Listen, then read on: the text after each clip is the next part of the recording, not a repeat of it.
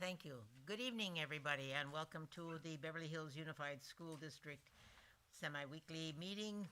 I'd like to welcome you all. It's now 5:06. The date is May 11th. And to start the meeting off, I'd like to call on our student board member, Yoni Kashanian, to please lead us in the flag salute.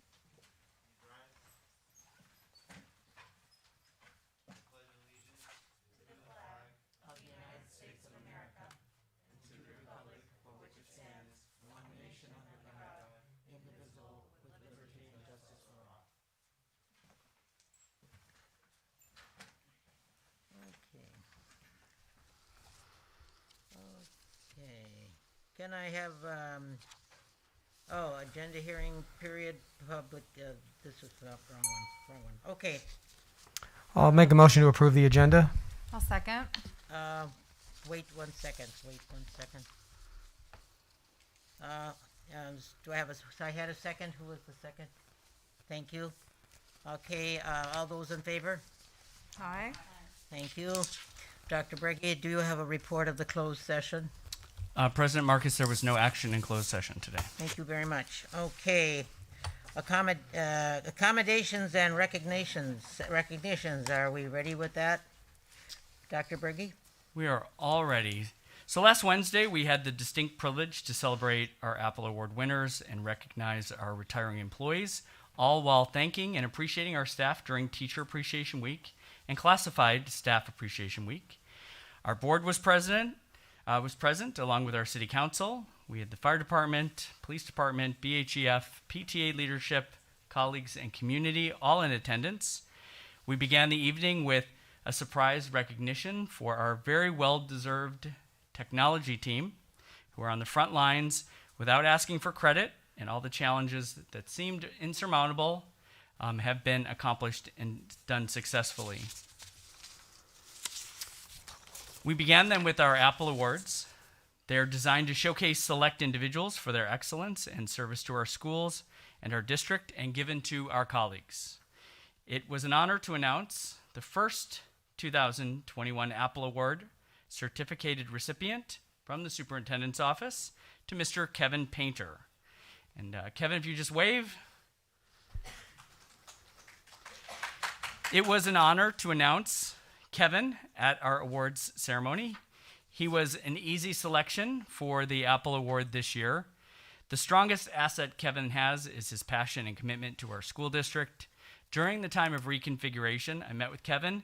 I thought we were going to have an uncomfortable conversation, and I shared with him what I needed, what the district needed, and needed to change his school location. And he looked at me and said that he was willing to do whatever he needed to help the district and take over any job where he was needed. Now, we all know that there's a difference between being asked to do something and truly having the passion to do something. And Kevin is passionate about elementary students. And I can't even describe how rewarding it was to meet and talk with somebody who truly understood the vast changes happening in our school district and what's best for students. Kevin is truly excited about the work that he does, and he took a lead role in championing the COVID-19 preventive practices at Hawthorne. Kevin is incredibly gracious and open-minded, whether he's in a group of people or one-on-one. He listens intently, and he incorporates suggestions into his work.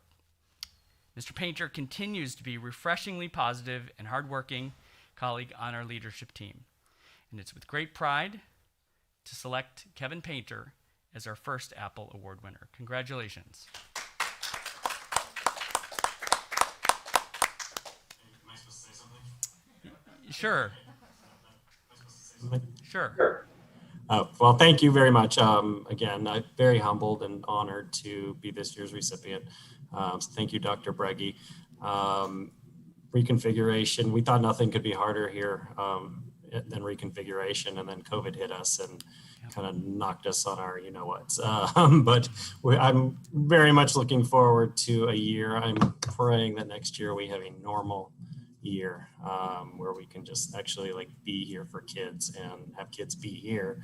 I look forward to many more years of continued, helping lead Hawthorne and lead this community. And along with Sarah Gaber and Jamie Weddle, who's also here. And it's an incredible team. It's an incredible team of teachers, of students, of families. So I just can't thank you enough for this recognition this year, especially with everything that's been going on. Thank you, Dr. Breggy.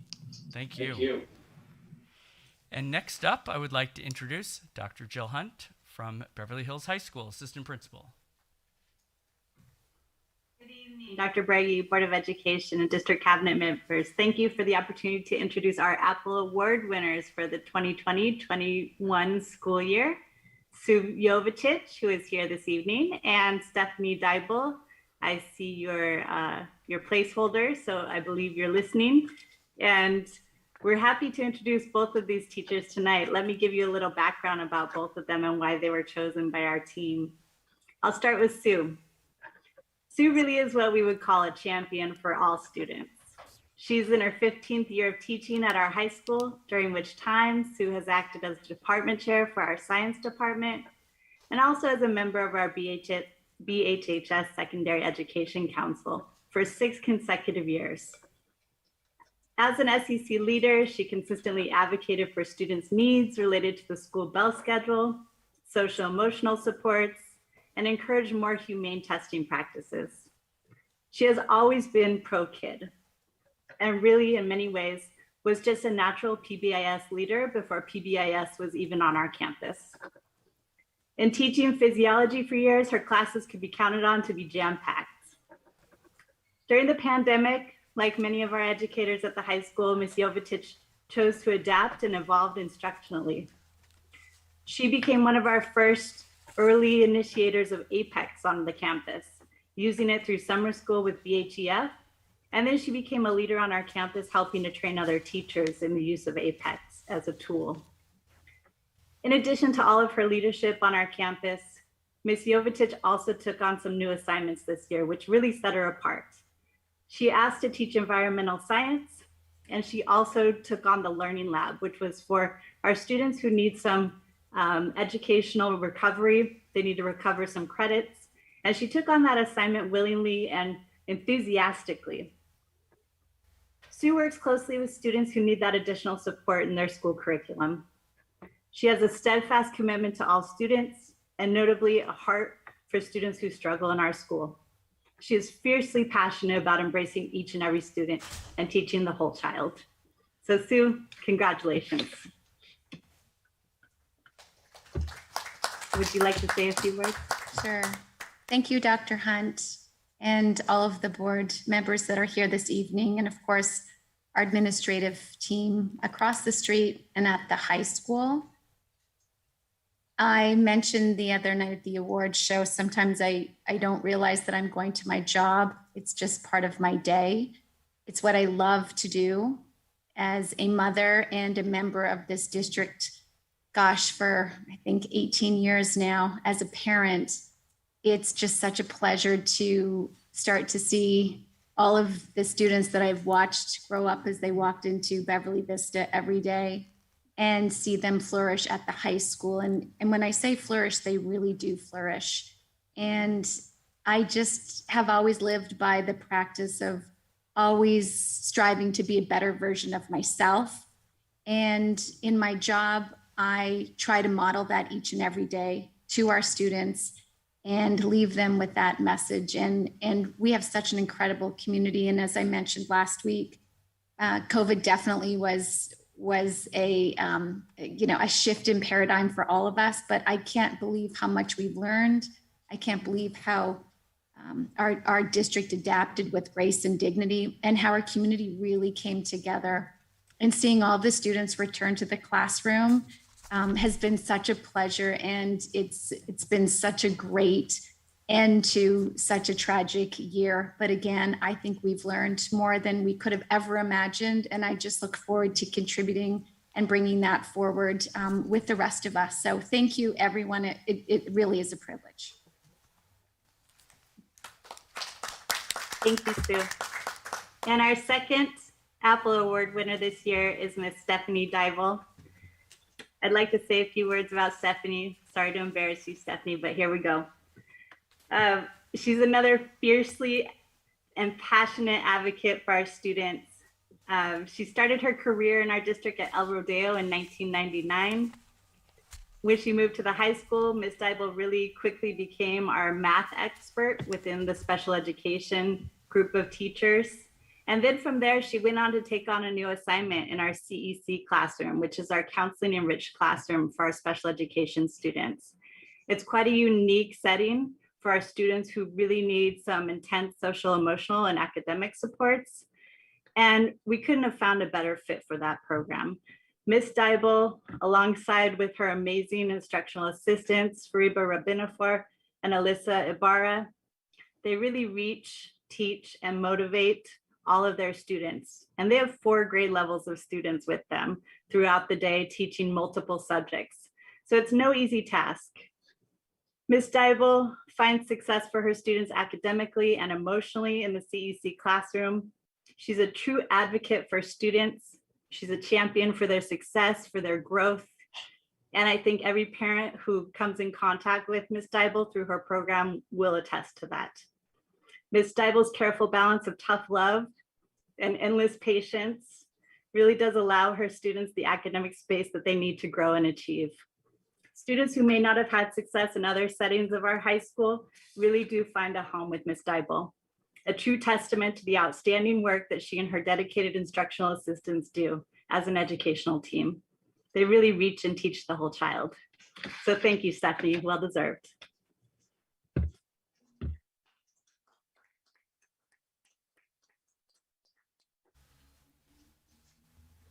"2021, you're on mute, Stephanie. That's our line of the year." Okay, I'm sorry, I'm driving a car. I parked.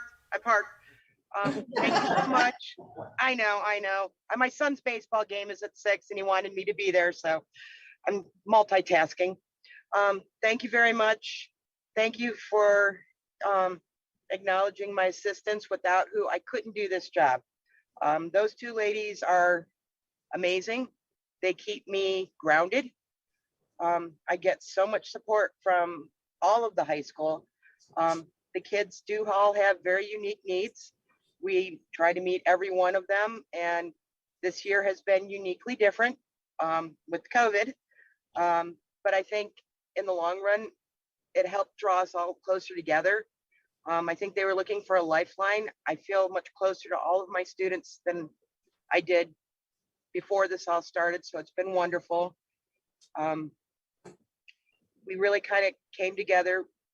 My program was the one that, unfortunately, we had a student pass away this year, and I think together as a group, we really worked together to work through the emotions, and overall, just all the support from everybody getting through that tough time was an honor, and I thank everyone. Thank you, Ms. Jovicic and Ms. Dival, our Apple Award winners for this year. We appreciate and love you. Kevin Allen. Kevin Allen. Kevin. Gretchen, I think, is next. Gretchen? Yes. Mr. Allen? Yes, so, hi, thank you. It is my great pleasure to introduce the Apple Award winners from Beverly Vista Middle School. And we're going to start off with Kelly Park. During her time in Beverly Hills, Kelly has shown herself to be a leader amongst her peers. When El Rodeo was in the midst of construction and change in the physical campus, Kelly worked diligently to ensure that her students were still provided with an exemplary physical education program. Most recently, she has served as a PE teacher and co-athletic director at BVMS. She is one of those people who thinks outside the box and always has what is the best interest for her students in the forefront of her thinking. Kelly is 150% committed to our school and defines what it means to have school spirit. In addition to her athletic director duties, she has served as a volleyball coach, attended student outdoor ed trips, and at almost every grade level, been an active member of the BVMS PBIS 4-core team, and most recently serves as the Tupe coordinator for our school. Kelly initiated the High Five program when she came to our district 7 years ago and consistently promotes our BVMS 4-core values in all that she does. When asked about what she aspires to accomplish each day, Kelly stated, "My goal is to build a positive Bulldog culture and community that impacts our students and staff. I want to show school pride and school spirit in every area of my program." Kelly, you have absolutely accomplished your goal, and we could not be more happy to recognize all that you bring to Beverly Vista Middle School each and every day. We are so proud of you, Kelly. Congratulations. Thank you, Mr. Allen. Thank you, Board of Education, Mr. Breggy. So I have my Apple Award here, which, is going to go on my desk. But if we slice our apple, there's a lot of slices to the apple. When there's one Apple Award winner, it really belongs to a lot of people. So first and foremost, to my husband and to the tech department at BVMS, you took a very old dinosaur who didn't know a lot. And I feel like I've really grown as a teacher and just through the technology phase of my career, and as a sort of a silver lining through COVID, because I'm not sure I would have pursued that with such vigor had I not been forced to do that. So thank you to my hubby, and Gretchen, you're out there too. And I just appreciate you so much as our other Apple Award winner, because you have come through and helped me so much. So I just appreciate it so much.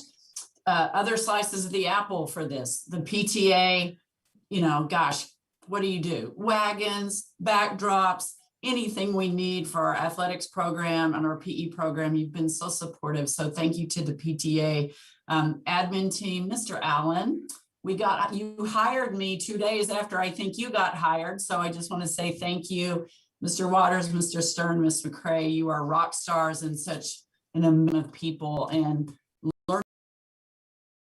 learning by example from you for sure.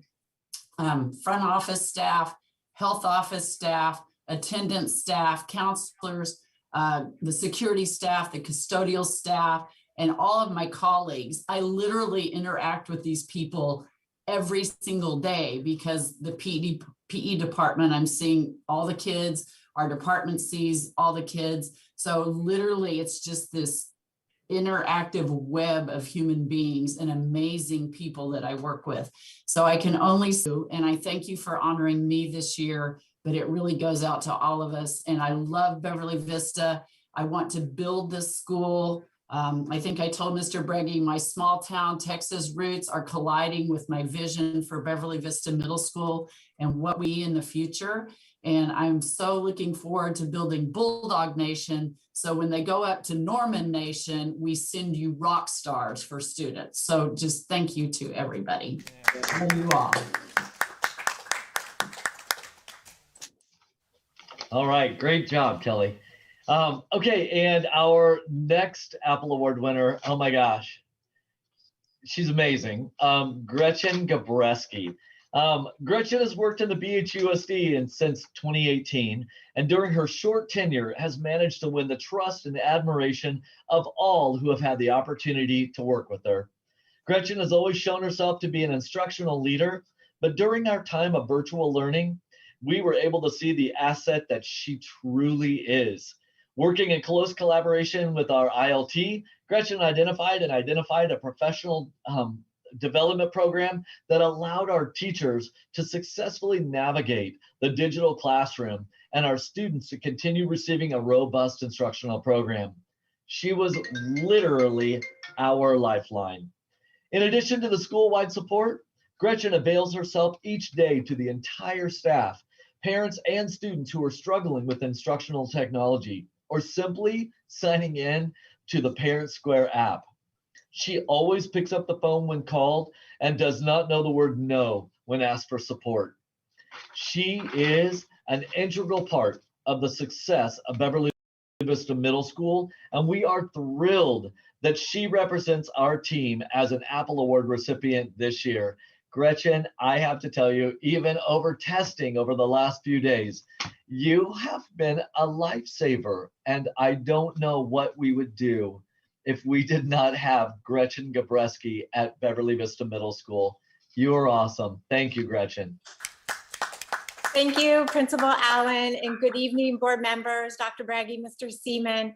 I'm so honored to be receiving this award. It's been a really challenging year for everyone, and the entire amazing BVMS community has united together under great leadership and persevered through these challenges, all with the laser focus of doing so to optimize the educational experience for students. So thank you so much. I'm so grateful, and congrats again to all the winners. Thank you.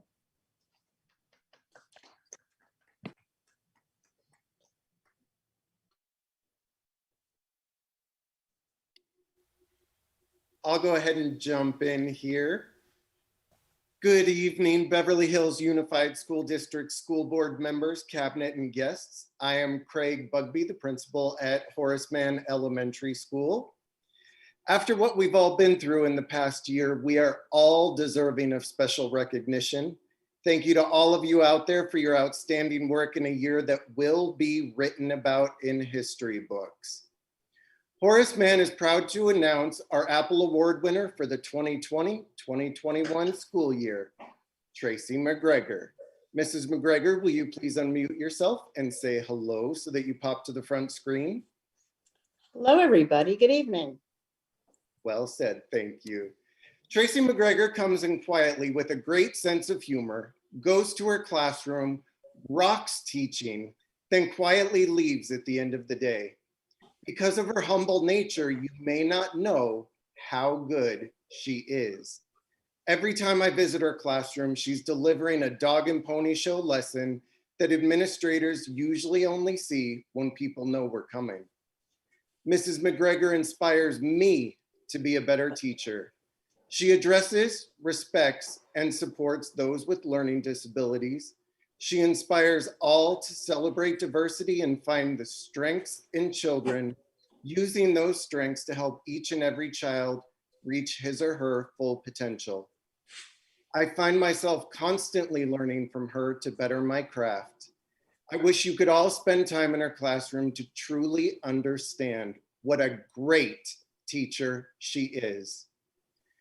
I was selfishly grateful that you did not take the early retirement. We were all very worried at Horace Mann. We're grateful to have you for at least another few years because we continue to learn from you.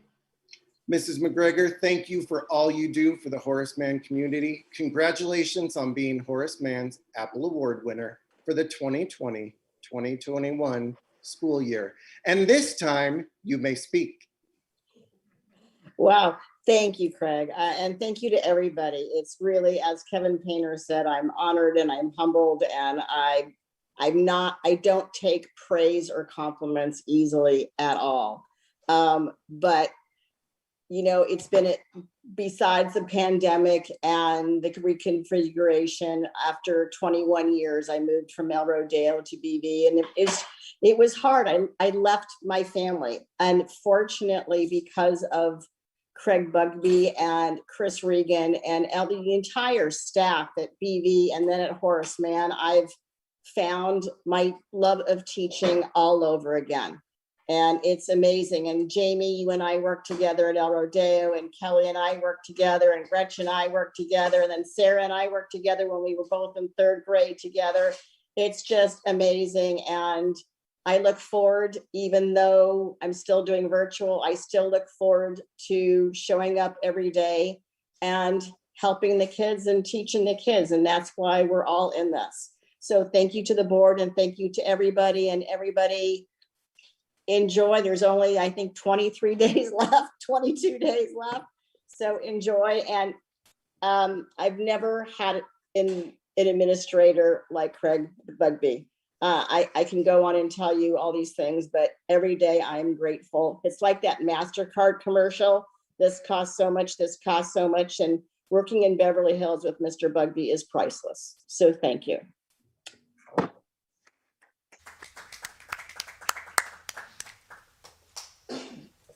I'm going to follow. I'm Sarah Kaber. I'm the principal at Hawthorne School. Before I start, I just want to say congratulations to all the Apple Award winners, but just a quick congratulations to Kevin Painter, who's the Hawthorne assistant principal. This school would not run without him. He is amazing, so well deserving. Dr. Breggy spoke about his passion, and that is exactly true. He's passionate about his work. He's passionate about students. He's passionate about doing a great job every day, and he's a wonderful partner. So Dr. Breggy, you couldn't have picked a better person. So thank you, and congratulations to Kevin. And then I want to talk about the Hawthorne Apple Award recipient. I'm proud tonight to talk about Jamie Weddle. As a counselor, he's worked with all students and is a self-declared feelings coach. He teaches in every one of our 27 classes, providing social emotional learning to students in TK through 5th grade. He organizes and runs every SST meeting, helping to support students to be more successful academically, behaviorally, socially, or emotionally. He meets with students, checks in after recess and lunch, talks to parents, helps with conferences, and he's so much more. Jamie's also the go-to administrative designee, a superstar on PBIS and ILT, and a critical member of the drop-off and pickup Orange Vest crew. He's a combination of perfect sunshine and a surprise kick.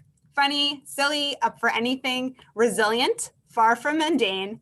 He has a great sense of humor and doesn't mind being goofy. And while it doesn't come so naturally for all of us, including me and Mr. Painter, Mr. Weddle will happily make a fool of himself singing and dancing and dressing up for all the opportunities to make someone smile.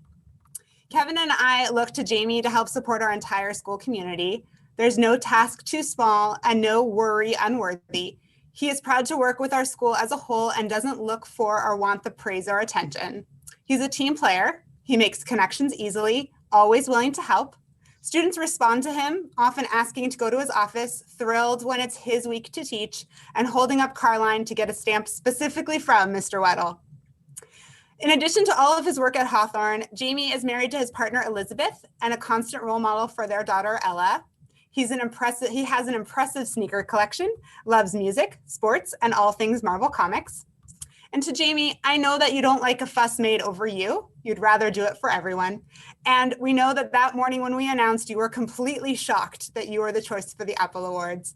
But honestly, Kevin and I could never have made Hawthorne this successful elementary school without you. You are endlessly deserving of this honor, and it is my opportunity to publicly say thank you. Thank you again. Thank you, Dr. Breggy, Board of Education, Mr. Seaman. Don't worry, Craig, I'm not going to make you cry this time, so I'll spare everyone that. But I will say this, I'm so happy and so lucky that I get to work with Sarah and Kevin and my entire staff, teachers, students, everyone at Hawthorne. It really makes me think a lot. When I was going to grad school at USC, and our professors were asking us what grade level we wanted to work at. Everybody wanted to do high school. I was the only one that said elementary and middle school, and everyone said I was crazy. I can't tell you how lucky I feel as a school counselor to be able to work at an elementary level, to be working with young kids all day long. I mean, it is just the coolest thing. And I have to point out for this year, like all of us, this was such a unique challenge. Now, doing things virtually, it's kind of hard to be a counselor when there's no kids to actually counsel. But one thing that I found to be so cool about this year was a lot of times I think parents and people in the community don't really get to see what I do. And it was a privilege for me to actually, in a very positive way from the negative of having to do things virtually, that parents actually got to see how I communicate with kids and what my emphasis is towards empathy, compassion, and perspectives and teamwork and all of those things that all of us here, that we represent those same things. So it was a nice way for me to actually be in the homes of parents who actually were able to sort of see what I do. But again, just to kind of wrap up my thought, I am an elementary school counselor. It is so hard outside of this district to find such an opportunity. And I've said this, but attitude reflects leadership. I'm so humbled that I get to work with the amazing administrators, both past and present. So I'm super lucky. I'm very grateful to be in my position. So thank you guys all so much. Thank you.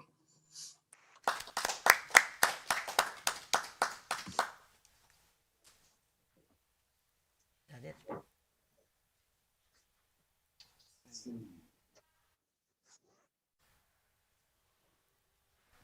Carol. Okay, so we are at the end with a very important Apple Award winner. It's a great pleasure of mine to be able to announce Carol Cornier as a Classified Staff 2021 Apple Award winner. So deserved, way past your time. It's such a hard worker for our school district. Carol started working in our school district in 1997 at Hawthorne School in special education. She then, in 1999, moved to the high school special education resource program, where she is still there today. Carol is a very complimentary of her high school instructional assistance team, and she has said that she could not ask for a better team. From the moment I met Carol, about 4.5 years ago, she made herself available and visible, one of the first people I met in our district. And I've observed her natural way of establishing a warm and approachable relationship with everyone she is with. It was evident that Carol is invested in embracing the mission of our school district while celebrating and supporting students and staff around her. Carol devotes herself to every project that she undertakes while being mindful of how she can involve and capture the importance of relationships with everyone she meets. Carol has a very unique skill of being able to successfully balance her roles as an employee and president of her unit. In order to thrive in this setting, Carol knows exactly when to take the lead on decisions and when to allow for a collaborative decision-making process. There is still so much improvement to be done in our school district. However, the best interests of our students and staff was and continues to be at the forefront of how Carol works as a professional and as a person. Carol, congratulations.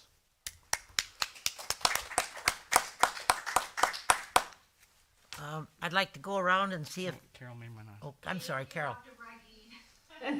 I'm honored to receive this award, and I look forward to continuing to serve our students. And COVID has changed everything, so it's going to be a lot of learning and balancing things out. But I have a lot of confidence that our IA team, in collaboration with our administration, we're in our amazing special ed program. I'm confident that we're going to be just fine. And thank you to all the administrators for always being so supportive of our unit. Dr. Hunt is always there for us at the high school. And I know that all the other administrators are always so present and so supportive of our unit members, and it means a lot. And this award is it's very special, and it's very special to me personally, and it's very special to my unit members. As you know, Dr. Breggy, I mentioned it earlier that you were the first superintendent to recognize my unit. So thank you for that. And I'm very proud and very honored. And thank you so much for this. I'm very grateful. Thank you.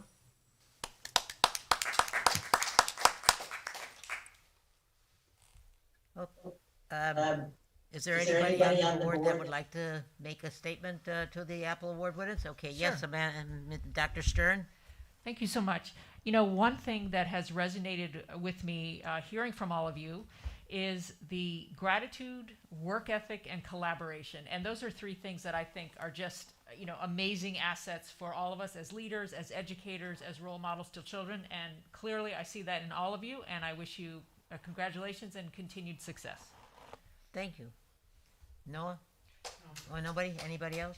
Okay, Ms. Tristan Walker-Schuman? I just want to say this is such a pleasure. As we move into the home stretch of this year, and it's been such a difficult year with COVID and MOUs and negotiations. It's so wonderful to take this time out and really celebrate all of you. And I just so appreciate your dedication and passion for our children and your leadership throughout this year. It's really wonderful. So it's great. Thank you. Ms. Schuman? I just want to say I feel very blessed and very grateful to have so many rock stars in the district. And I think this recognition is really important, particularly at a time like this when things have been less than optimal for quite a duration. A lot of what we hear sitting up on this dais is negative. So when opportunity presents itself to have folks be recognized for excellent work, for excellent dedication, and for really making such an amazing difference in this community, I am always appreciative for it. So thank all of you for being so great and for bestowing your greatness upon us and all of our children. Thank you. Thank Yes. you. Congratulations to all of you. A wonderful, wonderful crop indeed. And I will say to Ms. Jovicic that when Reese has you, she will have the Apple Award-winning physiology teacher, unlike her brothers who did not have that. So. Oh, sad. Okay, well, being the last one to speak, I want to, of course, congratulate all the Apple Award winners. After being in the district for so many years, unfortunately, I did not have the pleasure of working with any of you, as I can think of it right now, as a teacher, which is unfortunate because I hear what fabulous people you would have been to work with. So for that, I'm very sorry. But I do want to leave you with the words that I said the other day. You are the apple of our eye. You are amazing to the core. And you are the pick of the crop this year. So congratulations.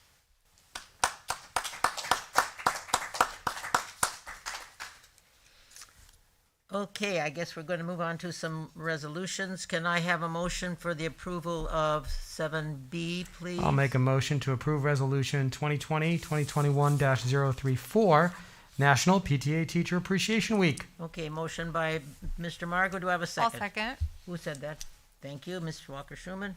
Okay, so I think we'll have a vote, and then we read the resolution. So a roll call vote, please. Dr. Stern. Yes. Mr. Margo. Yes. Ms. Wells. Yes. Ms. Walker-Schuman. Yes. Mrs. Marcus. Yes. Okay. And Ms. Castanon is here. Huh? And Ms. Castanon is here for the... I saw that. great. So I'm, for you, Alana, representing the teachers, I hope that you allow me to read you the resolution and accept it on the behalf of the certificated staff. So, whereas the teacher educators of the Beverly Hills Unified School District work tirelessly to serve our children and communities with care and the utmost professionalism, and whereas our teachers shape and influence young lives for a lifetime through their guidance and instruction, as well as by example, and whereas the future success of our children depends on the dedicated and conscientious instruction provided by teachers and other educators, and whereas the teaching profession collectively remains one of our noblest and most vital professions, and whereas the love of learning and the desire for excellence that our teachers impart to their students is the key to a bright and successful future, and whereas our essential certificated staff have demonstrated commitment, perseverance, and a tremendous amount of flexibility during the COVID-19 pandemic, now therefore be it resolved that the Beverly Hills Unified School District Board of Education wishes to honor and thank the teachers for their diligence and dedication dedicated efforts to ensure all children have quality education. Be it further resolved that the Beverly Hills Unified School District of Education encourages all communities to join together to honor teachers by proclaiming Teacher Appreciation Week in the Beverly Hills Unified School District this year to be from May 3rd through May 7th, in honor of the district's exceptional teaching staff whose excellence, talent, and expertise have enabled this district to maintain a program of quality education, and it's been signed by the Board of Education and Dr. Breggy. Mrs. Castanon, do you have a word or two you'd like to say? Yes, Board of Education, Dr. Breggy, BHA thanks you for this recognition, and I'm honored to accept this on behalf of my colleagues. Thank you.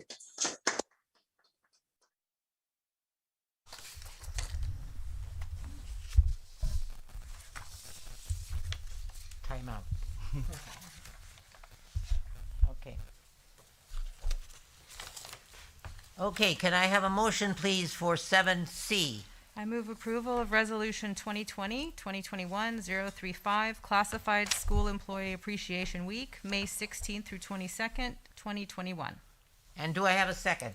I will second. Thank you, Mrs. Walker Schumer. The motion, Mr. Margot, the second. Let's call for a roll call. Dr. Stern? Yes. Mr. Margot? Yes. Mrs. Wells? Yes. Mrs. Walker Schuman? Yes. Mrs. Marcus is a yes, 5-0. Okay, and I'm hoping that I have Carol Cornier on there. I know I did before. Jose Bautista and Andre Law, the representatives from the 3 classified unions.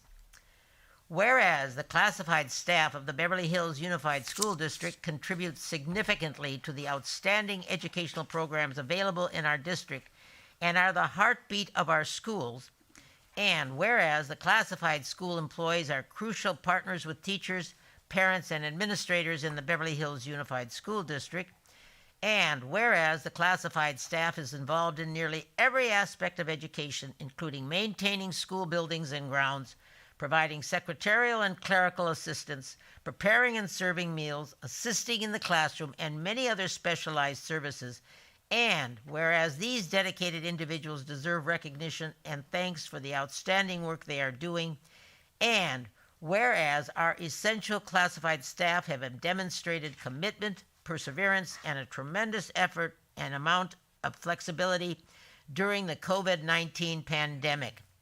Now, therefore, it be resolved that the Beverly Hills Unified School District Board of Education does hereby proclaim Classified School Employee Week in the Beverly Hills Unified School District from May 16th through May 22nd, 2021, and does hereby pay tribute to the diligence, loyalty, skill, and expertise of all classified employees, and it is signed by the Board of Education and Dr. Breggy, and I would like to turn it over to our 3 classified employees to accept the honor if they are here, okay? So let's, Carol, I see you're there. Thank you. This is really cool. I am happy to accept the resolution on behalf of the Instructional Assistant Unit. And congratulations to everybody. Thank you. And you available this evening? Are you with us? Yes, I'm also accept the resolution for CSCA, and thank you guys for everything, for your help. Well, thank you for being with us. Thank you. And Andre Law. Andre, are you here? Not there. Not there? Okay, thank you. Okay, I moving. will accept it, Mrs. Marcus. I will accept it for. Yes. You should give it to him. On the OT, on behalf of the OTBS unit, I happily will, accept it on their behalf for the resolution. Thank you. Thank you very much. Okay, moving on to the, I guess, the agenda hearing period. And we have several people who have asked to speak tonight. First being Marla Weiss. Marla, if you will unmute yourself, I just want to let you know that Marla, someone is giving you their time also, so you have some extra time. I believe you'll have 6 minutes, if that's correct.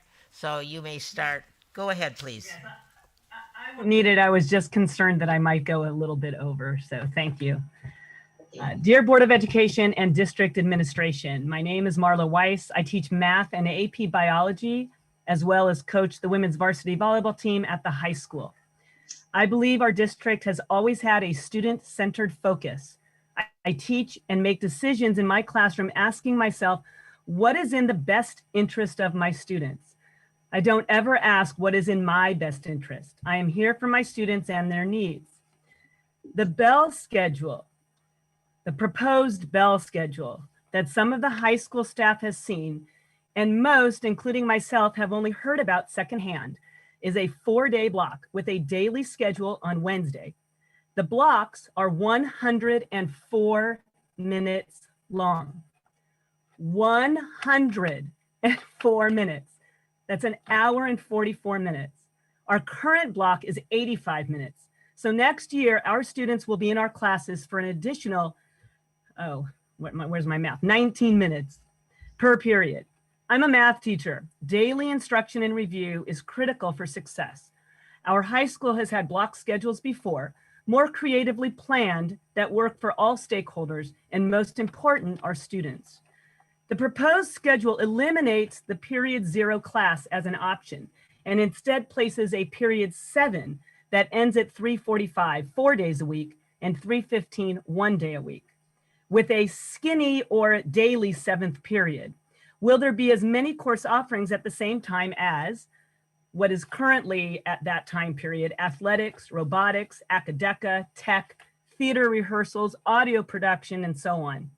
We have approximately 600 students involved in athletics alone. Will there be as many students interested in taking a period 7 at this late time of day as there were in taking a period 0? Have we asked the students? Yes, the state is mandating a later start time for all students. Period 1 needs to begin at 8:30 starting in the year 2022. The new mandate does not state that a period 0 is not allowed. We have students who want to take more classes. They want to participate in more extracurricular activities. They want more electives. They want to look strong for their college applications. The proposed schedule is a 6-period schedule. I asked the counseling department about the impact this schedule will have on students, and these are their words, and I quote, "Without a 0 period, our students are limited in their educational options. Students cannot take additional academic classes to explore new and interesting subjects. Students can't pursue multiple interests, such as MSA and sports, at the same time.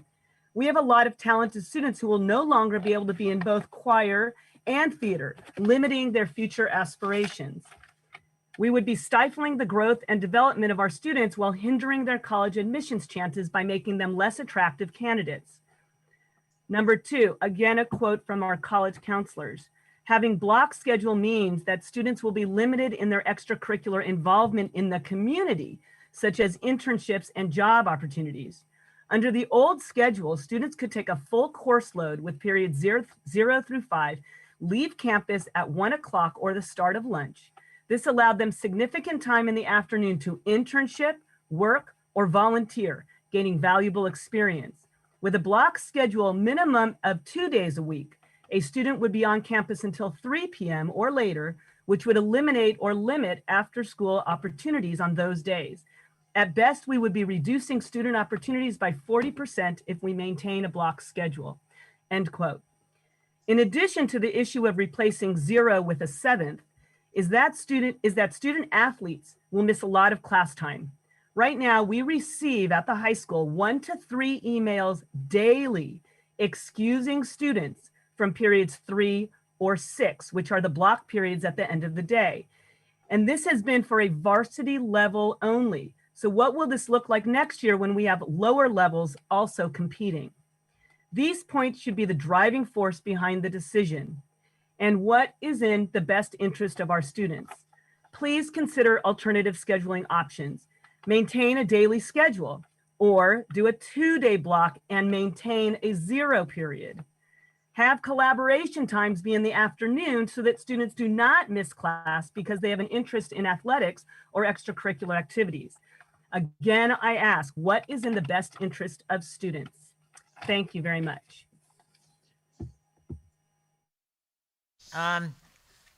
Colleen Davenport, are you there? Colleen? I am here. Good. Welcome. Thank you. So good evening. My name is Colleen Davenport, and I'm a parent of a senior and a sixth grader and an employee at BHUSD. I'm here to speak tonight as an advocate for our high school students who have no idea that the district and the high school administration are about to change the bell schedule for the upcoming school year. While the exact details of the bell schedule are unknown from staff and students, many of us have become aware of the proposed schedule, and it includes the following key points. First, the schedule is built around a 4-day block schedule with a Wednesday full day. It also removes period 0 from the schedule. And finally, it includes the addition of what they're calling a skinny period 7, which is a daily class intended to house athletics that starts at 2:53 each afternoon. It is this new schedule that I want to talk to the community about and how it will impact a large portion of our student body. Here's the question I want to focus on.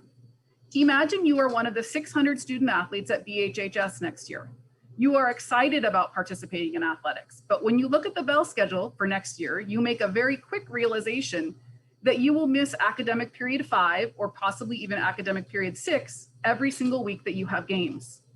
That's right, by participating in athletics, you will be at an academic disadvantage starting from the beginning when you have to get on a bus weekly to go play a game. You will miss class while others are having group discussions, working on projects, participating in learning labs, taking tests and quizzes, not to mention teacher presentations on new material. This will continue every single week in your period 5 or 6 class, depending on what days your games fall on. I hope you can now understand a huge problem that will be consistent weekly struggle for both students and teachers. BHHS students, athletes participate in over 450 games every year, most of them starting at 3:15 p.m. So students might get 15 to 20 minutes into their block period, and they will have to pack up and go get on a bus to participate in games. I know what you're thinking. Just move the game time. While we can potentially change the time of home games, although we do have to remember our JPA agreement and that limits our options, we don't have any control over other league teams and what their campus needs are and their campus needs surrounding game times. This issue has been brought to light at staff meetings and in one-on-one conversations with high school and district level administrators. Unfortunately, those whom I have had direct conversations with tell me that there are no other options. The district and the community want a block schedule, they want morning collaboration, and they want an 8:30 start. Well, I'm here to say that we do have options, and we have plenty of solutions, rather than sacrificing the academics of students who want to participate in athletics. Solutions include placing teacher collaboration at the end of the day, so that students can leave for games without missing an hour of class. Solutions include using a 2-day block rather than a 4-day block. The best solution I can see is to keep period 0 in the schedule that starts before 8:30 to meet the needs of those students who choose to take 7 classes. Other thoughts include having a meeting with staff members about and having a true collaboration about how best to craft the best student-centered schedule while not putting 600 students behind the 8 ball the minute they choose to be an athlete at Beverly Hills High School. Minutes, I'm sorry. I'm terribly sorry. I have to. That's unfortunate that you won't hear the rest of the comments. I'm sorry. Okay. Amanda Geller. My name is Amanda Geller. I'm a freshman at Beverly Hills High School, and I'd like to speak on behalf of the students involved in the robbery alongside the students here in our Beverly Hills community. Though I'm sure many of you are aware of what occurred just across the street from Beverly, I feel an obligation to our school to speak up about my concerns regarding our school security. When 2 of Beverly's students were robbed and hassled by 2 others, one of my friends and I were walking just about 20 feet in front of them as this occurred, and as soon as the incident happened, the 2 students urged us to call 911 or to seek help. Standing just across the street from us were 3 security guards simply watching havoc unfold. As the 2 mugged students stood in shock and tried to contact help, my friend and I began to signal and shout for help at the 3 security officers, yet no one came to our assistance. When no one would come over, I crossed the street with my friend and began restlessly explaining to one of the 3 guards what had just happened, while the other 2 guards stood undisturbed, as if an incident such as robbery didn't just occur only a short distance away from our beloved school. Finally, the same security guard we had explained the situation to eventually took off on a golf cart, left for maybe a minute, and returned telling us to file a police report. From there, I, as well as my peers, remember feeling so helpless, scared, and endangered. I feel the need to stress just how abominable this ordeal was. 3 security guards standing lifeless right across the street from the incident, and only one of them sought out to do something, minutes after it occurred. I can't help but think that if maybe the security guards would have acted faster, we could have got both suspects before they could get away. Luckily, one of them was eventually caught, but the fact that this happened in the first place is beyond frightening to me. Any upstanding citizen would come to one's aid if they shouted for help. Being at school, one should feel safe, protected, defended, and at ease. And as a student, it's extremely unsettling to feel as though you can't even be safe in front of your own school. If you can't even be safe at school, where can you be safe? I encourage you to all look at this from the perspective of us as students, and in the hopes that you all, as caring members of this school, hear our concerns and uphold responsibility upon this scary incident. I thank you all so much, and I'm so appreciative to have been able to speak tonight. Thank you, Amanda. Thank you. Jasmine Rastegar.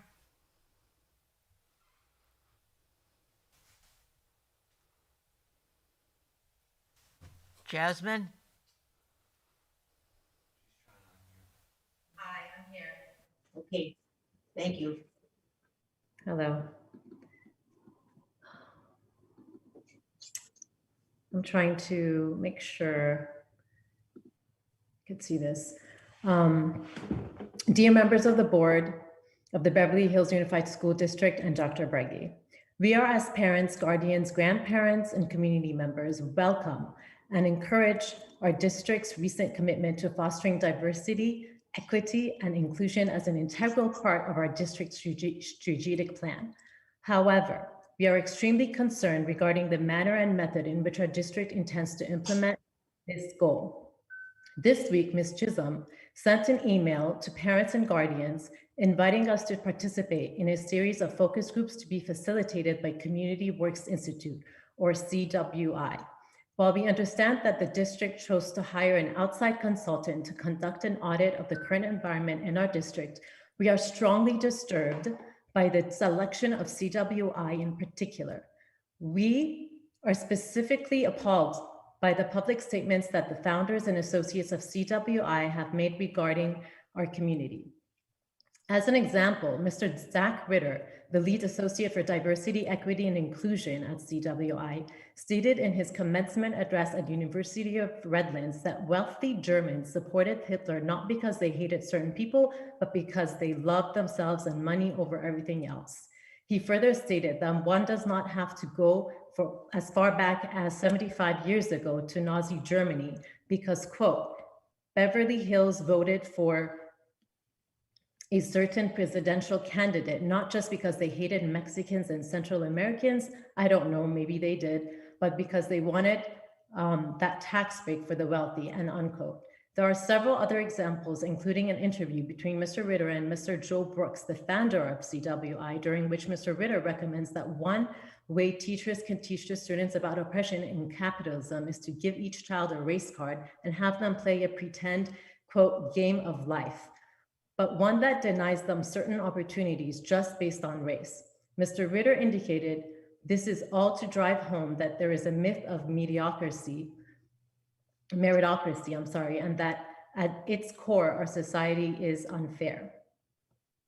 Despite what our community may look from the outside, as you all well know, we are comprised of a majority of first and second generation immigrants, many of us who fled religious and political persecution. We came to this country to seek solace and a better future for ourselves and our children. We worked very hard to give our children the opportunities that our parents and many of us did not have in our home countries. And we have greatly benefited from the opportunities this country has provided us. We are Jews, including Jews of color, Christians and Muslims, among many others who each have a different story to tell. and we are certainly not the privileged mass that comprises the preconceived notions of Mr. Brooks, Mr. Ritter, and their fellow colleagues. To liken our community. The 3 minutes is up. I'm sorry. I have to stop you. I'm sorry. Unless you're almost finished, I have to stop. Okay. I think voice points should be taken. Okay, thank you. Okay. And last but not least, we have David Lowe. David Lowe, are you there? I think I see you. Oh, I'm sorry, Andrew. Daniel, I mean. I'm sorry. Good evening.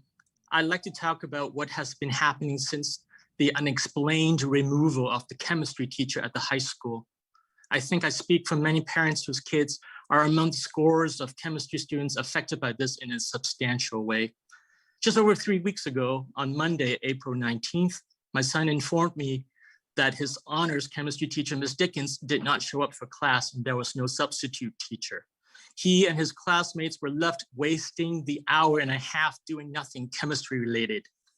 Who knows what happened to the students who actually attended in person? And the same thing happened again later in the week.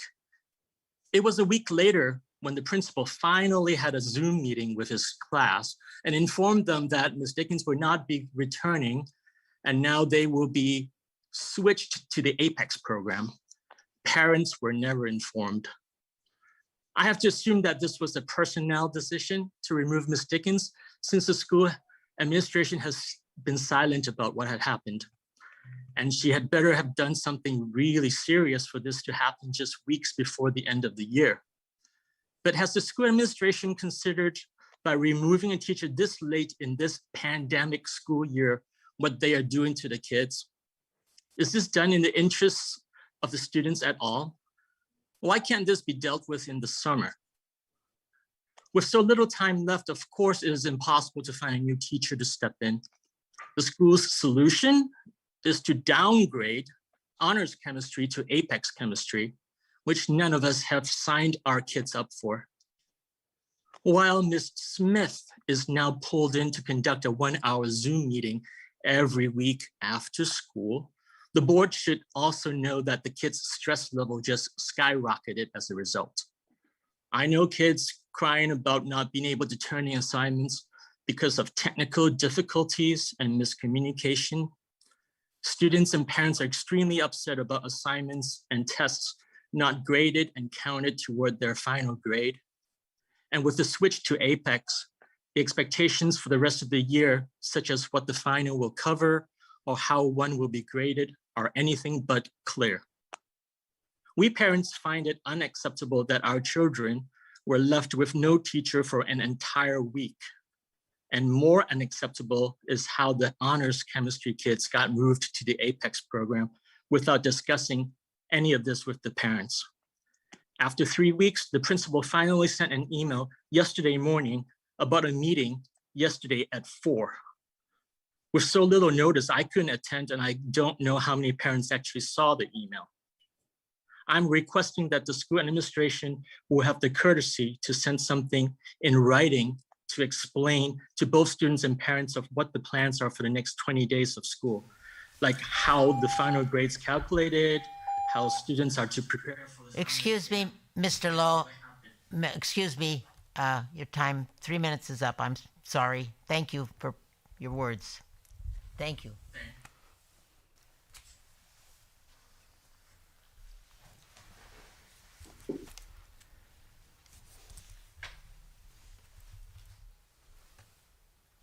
Okay.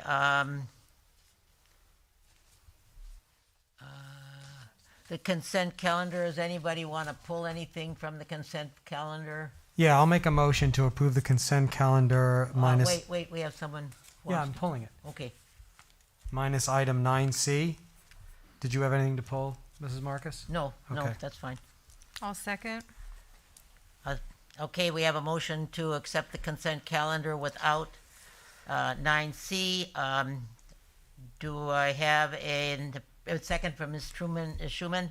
Do I have a vote of it? Call for the question, everybody? All those in favor? Aye. Aye, okay. So the consent calendar passes without 9C. And can I have a Yeah, sure. I'll make a motion for the approval of the addendum to the master agreement with Moss Adams. I'll second. Okay, Ms. Wells? You pulled the item? Oh, yes, sorry. Well, I had a few questions about it, and I know that the audit report that was done earlier for the performance audit had recommended doing a construction audit. And I can see now that this is on here for B1 and B2, so I wanted to talk a little bit or understand why B1 and B2 and how that was arrived. And as well, the Citizens Oversight Committee has requested that we wait until they do their audit report, which I believe is in the next couple weeks, but you can tell me if I'm wrong about that in terms of timing. So that was a request from the Citizens Oversight Committee that we also hear their audit report as well. So maybe you can speak about that. I did speak to the chair of the CBOC. They're coming in with their report and felt that they could combine the two into one for what they would like to add to the audit at that time. So I think I'd like to clarify that the construction audit that we're speaking about is not connected to the CBOC audit. It's connected to the contract with the lease-leaseback contract. The lease-leaseback contract has a feature that the district has an option to use to do a construction audit at the end.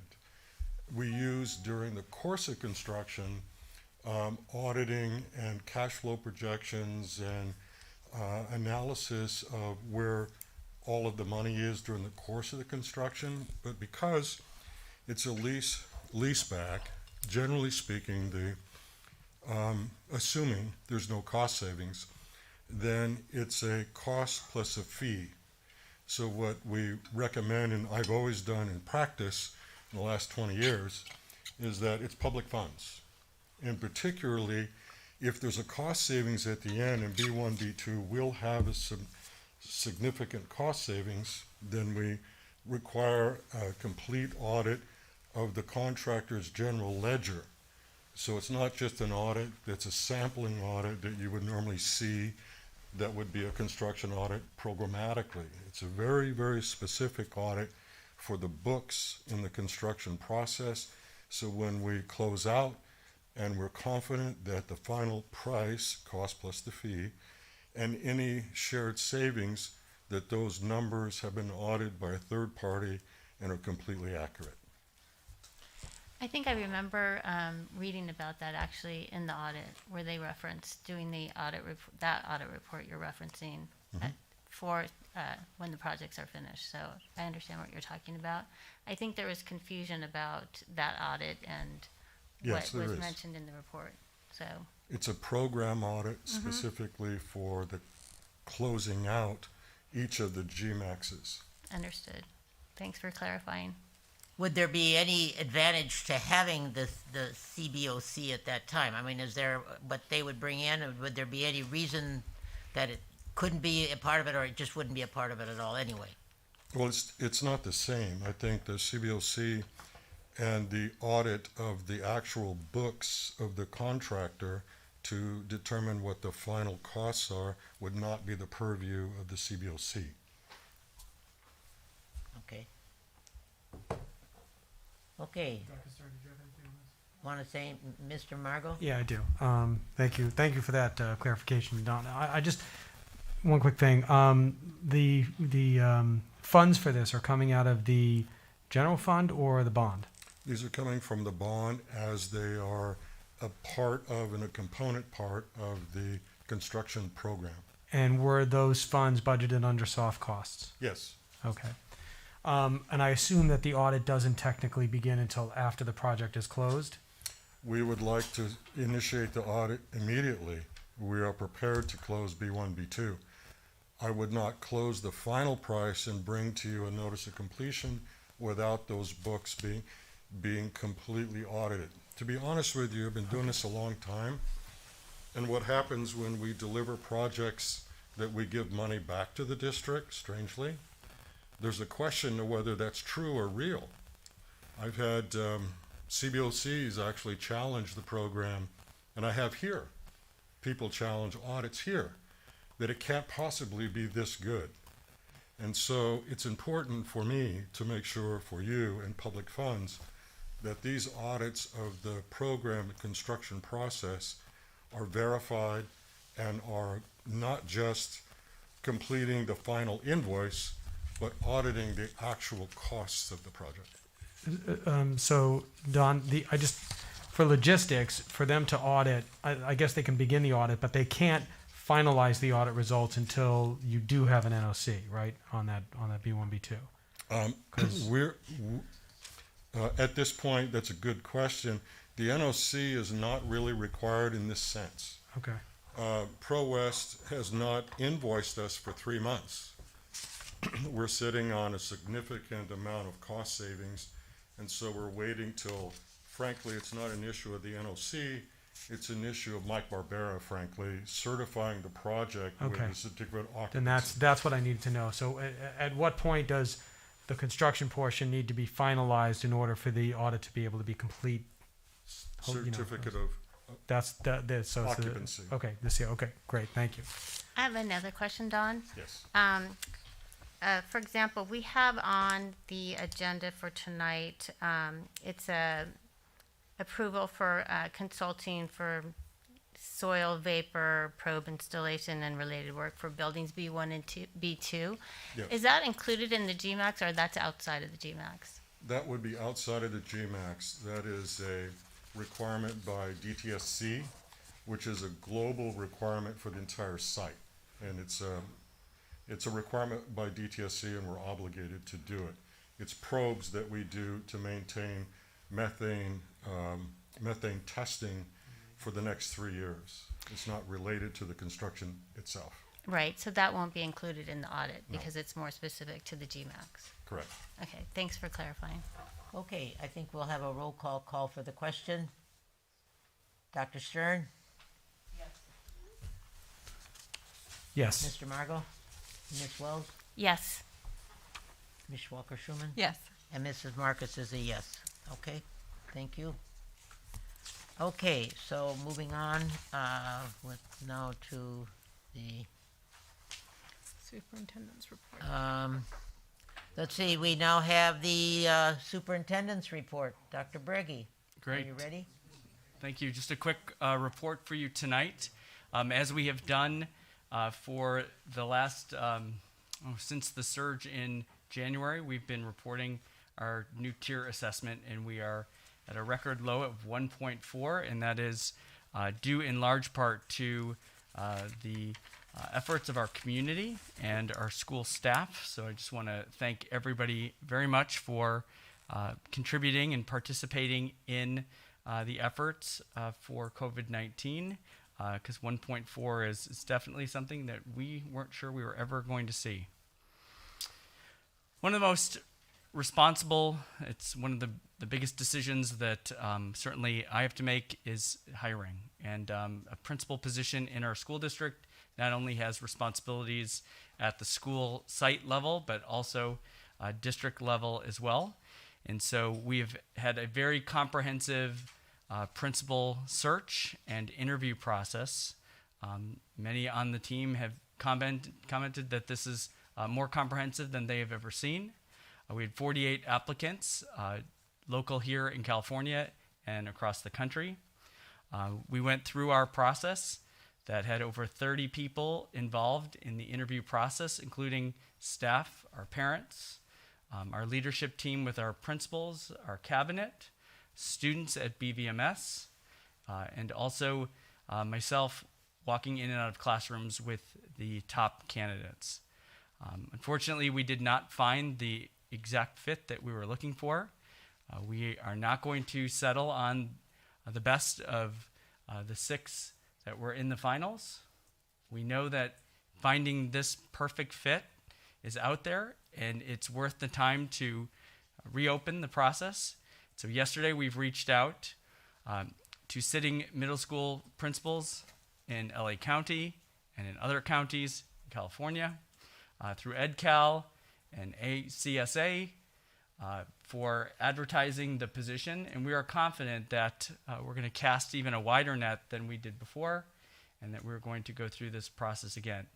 It's not a decision that we want to make in the thinking that doing something for a year to get by is in our best interest, because it certainly is not in the best interest of our students and our staff at our school. So we are opening again the principal search for BVMS, and we are again very confident that we are going to be able to find exactly what we are looking for. So I'll keep you updated on that. Right now we're looking at applications to be due on May 28th.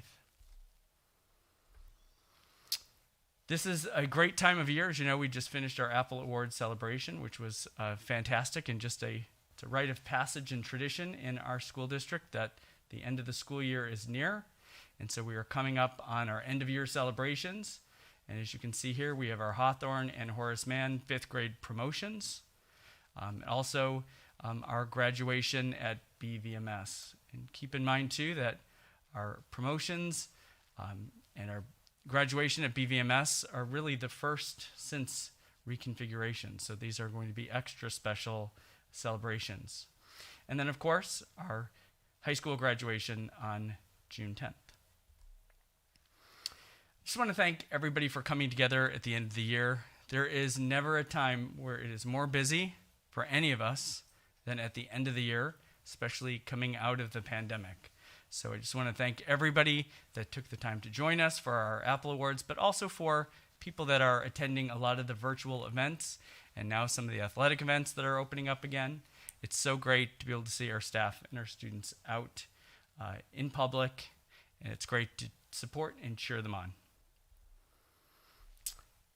And that's all I have. Any questions from the board members? Okay, Mr. Kashanian, let's hear about the students.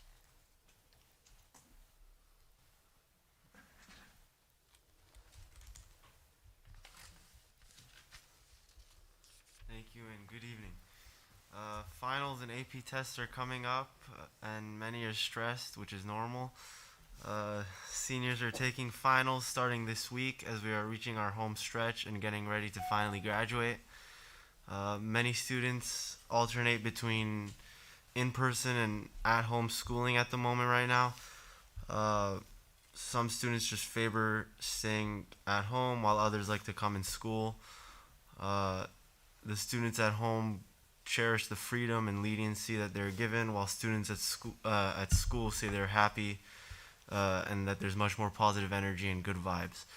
I've been hearing that there have been difficulties for teachers and students dealing with students in the classroom and on Zoom at the same time.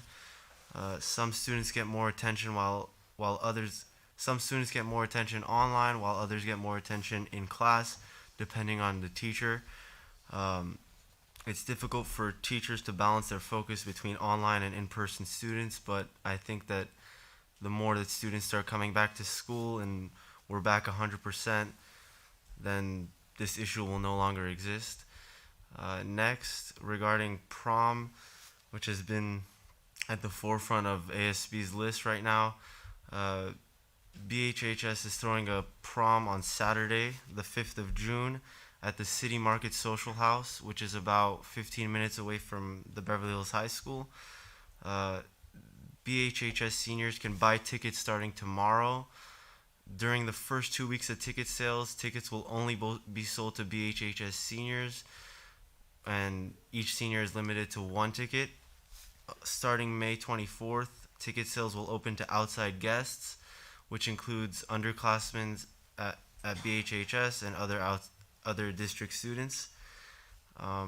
All guests must have proof of a negative COVID test 48 hours before prom, and the test must be taken at Beverly Hills High School's testing facility on Friday, June 4th. Thank you and have a good night. Thank you, Yoni. Thank you. Okay, on number 11A, and can I get an motion for 11A? I'll move approval of Resolution 2020-2021-037, implementing certificated layoff and terminating services of certificated employees as a result of reduction or discontinuance of particular kinds of services. Do I have a second? I'll second. Thank you. Ms. Walker-Schuman first, Mr. Margot a second, and Navane. Is there any discussion, any questions on that? No? Hearing none. I will call for the vote. Dr. Stern? Yes. Mr. Margot? Yes. Mrs. Wells? Yes. Mrs. Walker-Schuman? Yes. Mrs. Marcus is a yes. Okay, thank you. I need a motion for 11B. I'll make a motion to approve the memorandum of understanding between BHUSD and BHEA 2020-2021 school year regarding settlement agreement and coronavirus COVID-19 addendum number 4, COVID testing. Do I have a second? I'll second. Thank you, Mrs. Walker-Schuman. Okay, so are there any questions or comments of this particular motion? Hearing none, I will call for the question. Dr. Stern? Yes. Mr. Margot? Yes. Mrs. Wells? Yes. Mrs. Walker-Schuman? Yes. And Mrs. Marcus is a yes, okay? Okay, number 11C. I'll move approval of memorandum of understanding between BHUSD and BHEA OTBS/IA 2020-2021 school year regarding coronavirus COVID-19 addendum number 1, return to learn. Thank you. Do I have a second? Sure, I will second it. Thank you, Mrs. Walker-Schuman, the first, Mr. Margot, the second. Any questions on 11C? Any comments? Discussion? Hearing none, I will call for the question. Dr. Stern? Yes. Mr. Margot? Yes. Mrs. Wells? Yes. And Mrs. Walker-Schuman? Yes. And Mrs. Marcus is a yes. Okay.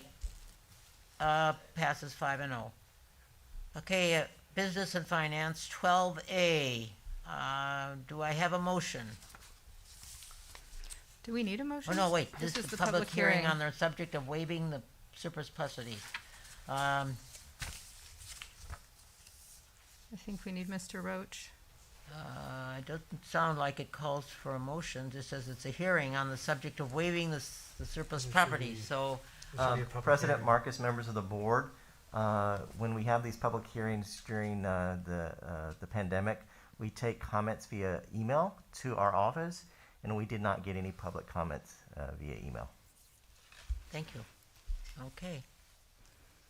All right, moving on to 12B, I need a motion for the approval of that resolution. I will move approval of Resolution 2020-2021-036, resolution of the Board of Education of the Beverly Hills Unified School District declaring the district office property potential surplus property and authorizing request for a waiver of the surplus property, competitive bidding procedures of Ed Code Section 17466 ETSEQ. Okay, do I have a second? I'll second. Okay, do you think we should read that resolution, Dr. Brady? You could sum it up. It would be We can- wise. If you wanna You want to read it? sum it up, Yep. if I have it right here. I'll read it, I think. Yeah. It's better. Okay, I think for Make the sure you have purpose right of the one, public. 'cause I've got all kinds. 36, this is number 36, Correct. is that correct? Yep. Okay.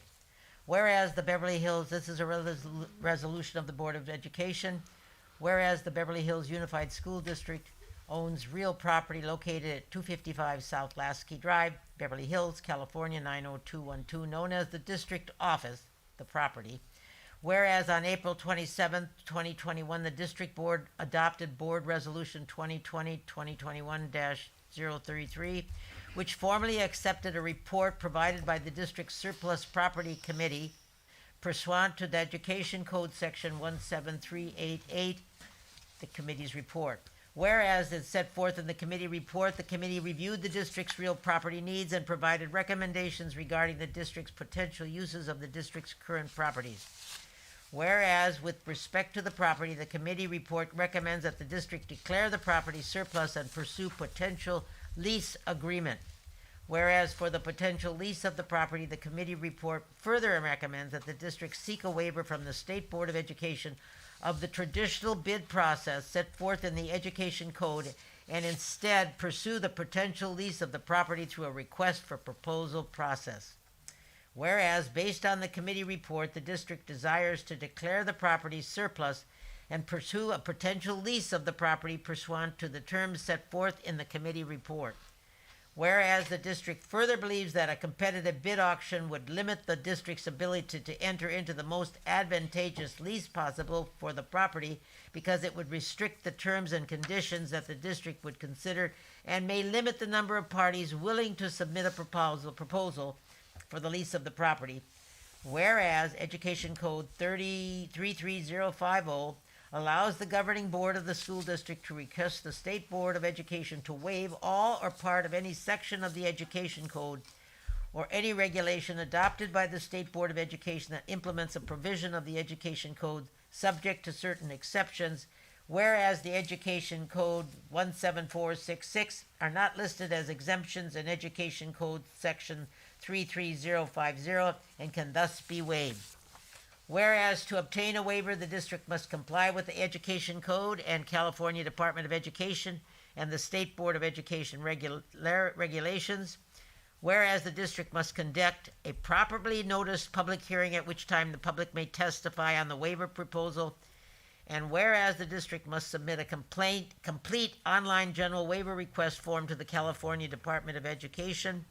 Now, therefore, the board does hereby resolve, determine, and order as follows: that the above recitals are true, that the board hereby declares the property surplus, that the board hereby declares the board's intention to seek a waiver of the Education Code 17466, that the district posted a public notice specifically inviting public testimony regarding the waiver, which public notice include the date, time, location, and the subject of the hearing, that prior to considering this resolution, the district conducted a properly noticed public hearing held during a board meeting at which time the public was able to testify on the waiver proposal, that the district superintendent or a designee is authorized and directed to submit a general waiver request to the California Department of Education seeking a waiver of the competitive bidding requirements under Education Code 17466, that if the district is granted a waiver request, the board will consider further action at a future board meeting, including potentially issuing a request for proposal document to seek proposals to potentially lease the property as set forth in the committee report, and that is signed by the president of the governing board. Okay, call for the question. Are there any questions or comments on that? Dr. Stern? Yes. Mr. Margot? Yes. Mrs. Wells? Yes. Mrs. Walker-Schuman? Yes. Mrs. Marcus? Yes. Okay. The resolution passes 5-0. I will move approval, discussion and approval of revision to the Facilities and Construction Committee guidelines. I'll second. Okay, discussion and of the motion, first by Ms. Walker-Schuman and seconded by Mr. Margot. Any comment on this or anything? I'll make an introduction since I asked for it. This is aligning the Facilities and Construction Committee guidelines with the changes that we made to the Finance Committee guidelines a while back. So it's the same language. Any other discussion? That's all. Okay, call for the question. Dr. Stern? Yes. Mr. Margot? Yes. Mrs. Wells? Yes. Mrs. Walker-Schuman? Yes. Mrs. Marcus is a yes. Okay. I'll make my comments. So have a discussion and approval of amendment. We need a motion. I think we have a facilities update. Oh, I'm sorry. Oh, yeah, I see. Yeah, facilities update, Beverly Hills High School buildings B3 and B4. Mr. Blake. Thank you.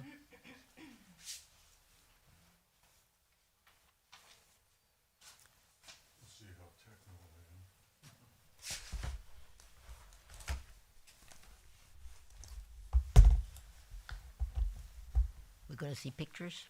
Yes. Then I have to turn to this one. I have pictures. Where's my...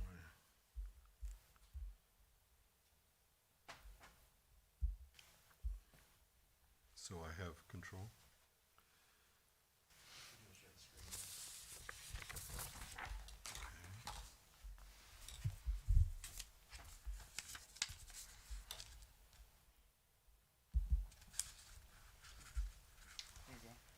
Okay, let me see if I can get that full screen for you.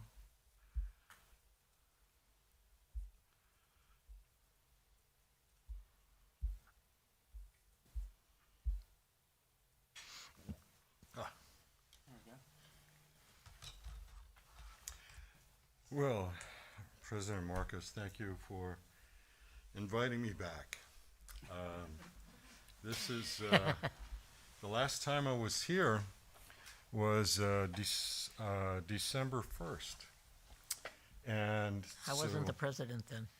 So two things that are pretty amazing, actually, is on that day we announced that all of the oil derricks were gone from the high school campus. So that was a remarkable milestone. And tonight I'm going to talk about B3, B4 in particular, but I can't not talk about B3, B4 without a little bit about B1, B2. As I mentioned the last time we made the presentation, we see B1, B2, B3, B4 as one project. The difference is when the drawings came out of DSA, there's about a year difference between B1, B2, and B3, B4. From a program standpoint, from contractors, subcontractors, and how we execute the work, we looked at it as basically one project. So the good news on this particular meeting that is a milestone is the furniture is being loaded as we speak into B1, B2.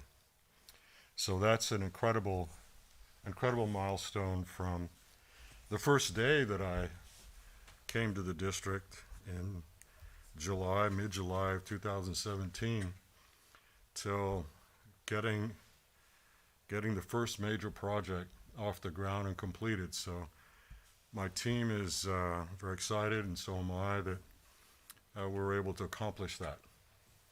So B1, B2, programmatically, as I shared the last time, and why we highly recommend a numbers audit, not a program audit, but a numbers audit, is as with all the projects I'm involved in, we anticipate a cost savings at the completion of each project.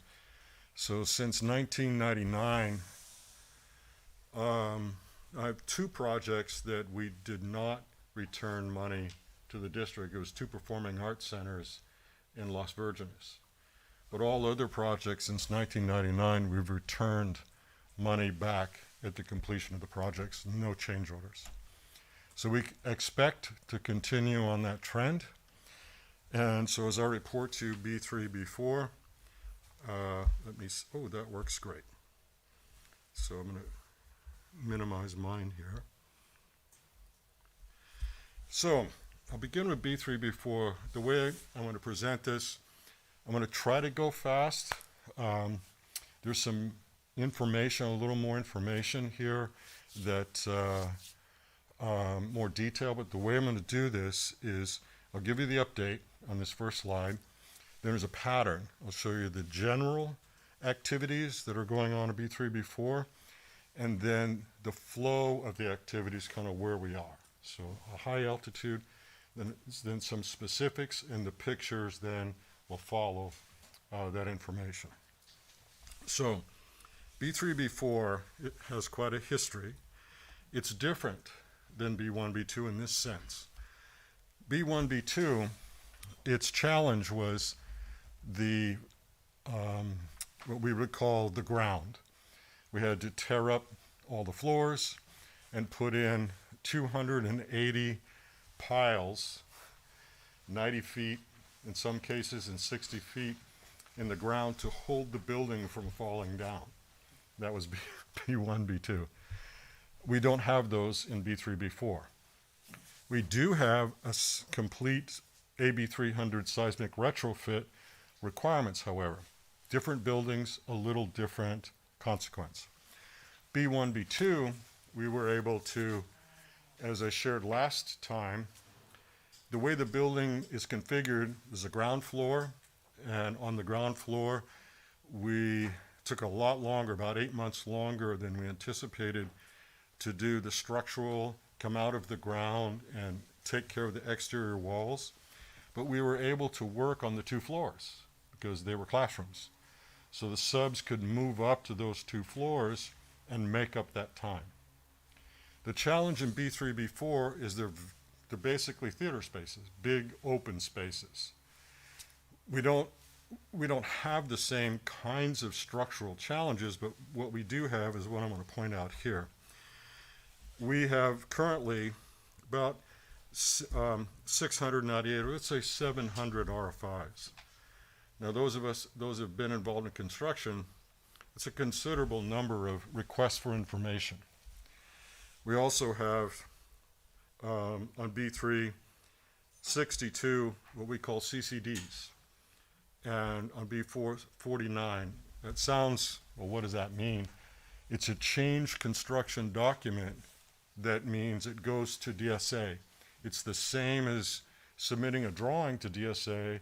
Structurally, they review it and they approve it. So while we're building, we're also drawing the drawings. So that's been the challenge. We've anticipated that in many areas, but B3, B4 has had a greater challenge for us when we removed we demoed the buildings and we did the hazmat removal. Then we see how decayed the spaces are. And in that discovery, that's where all of these RFIs and CCDs come from. So the general progress, I'll start with B3. The demo and abatement is 99% complete. So possible new areas as we move through required structural connection, issues. Those were the unknowns, the considerable number of structural revisions. So I won't read all that to you, but it's basically the structural progress is in 3 areas in building 3. It's in the tower, in the main lobby, what we call MEPs, which is the mechanical, plumbing, and electrical trades, and the concrete plenum, walls. That's a fancy word for when we took the floor off of the main theater, we pulled it up, what was supposed to be there wasn't there. So that was kind of we figured that out. So we had to do hazmat, which meant we took out all the dirt. That was a surprise. And the structure that was supposed to be there ended up being bricks. And we had to tear all that out and put in new structure. So each of these changes requires a drawing. The structural engineer to do the calcs, it goes to DSA, and that cycle of here's the question, getting that back from DSA has been running about 9 weeks. So what happens is we got to figure out a way to work. So how do we keep working in spaces? So that's the general challenge of B3. So that's the big picture. Now, I won't go into all the detail, but this is what's going on. So when people ask, well, what are we doing? What's going on in B3? Okay, this is the flow. We're completing the structural, steel, and a wonderful thing we call fiber reinforced panels. That's a fancy word for what it means is at the exterior of the wall where it's completely decayed, this connections, we put on what looks kind of like a skin, and it's fiberglass. It's really hard and thick, and it's structural. And we dig out the footing from below, and it goes all the way up to the roof. Essentially, we're putting a new wall on the exterior wall. So that process and procedure has testing requirements. It can't all be done, just simply done. It has to be completely tested, each of the steps along the way. So when you hear the word, we use the word FRP, we're talking about that structural goo that goes on the inside of the wall. So, big picture here, you can read through, so I can't even see that for myself, is the big picture here in B3 is what we call a dance floor. And you'll see a picture of it here in a second.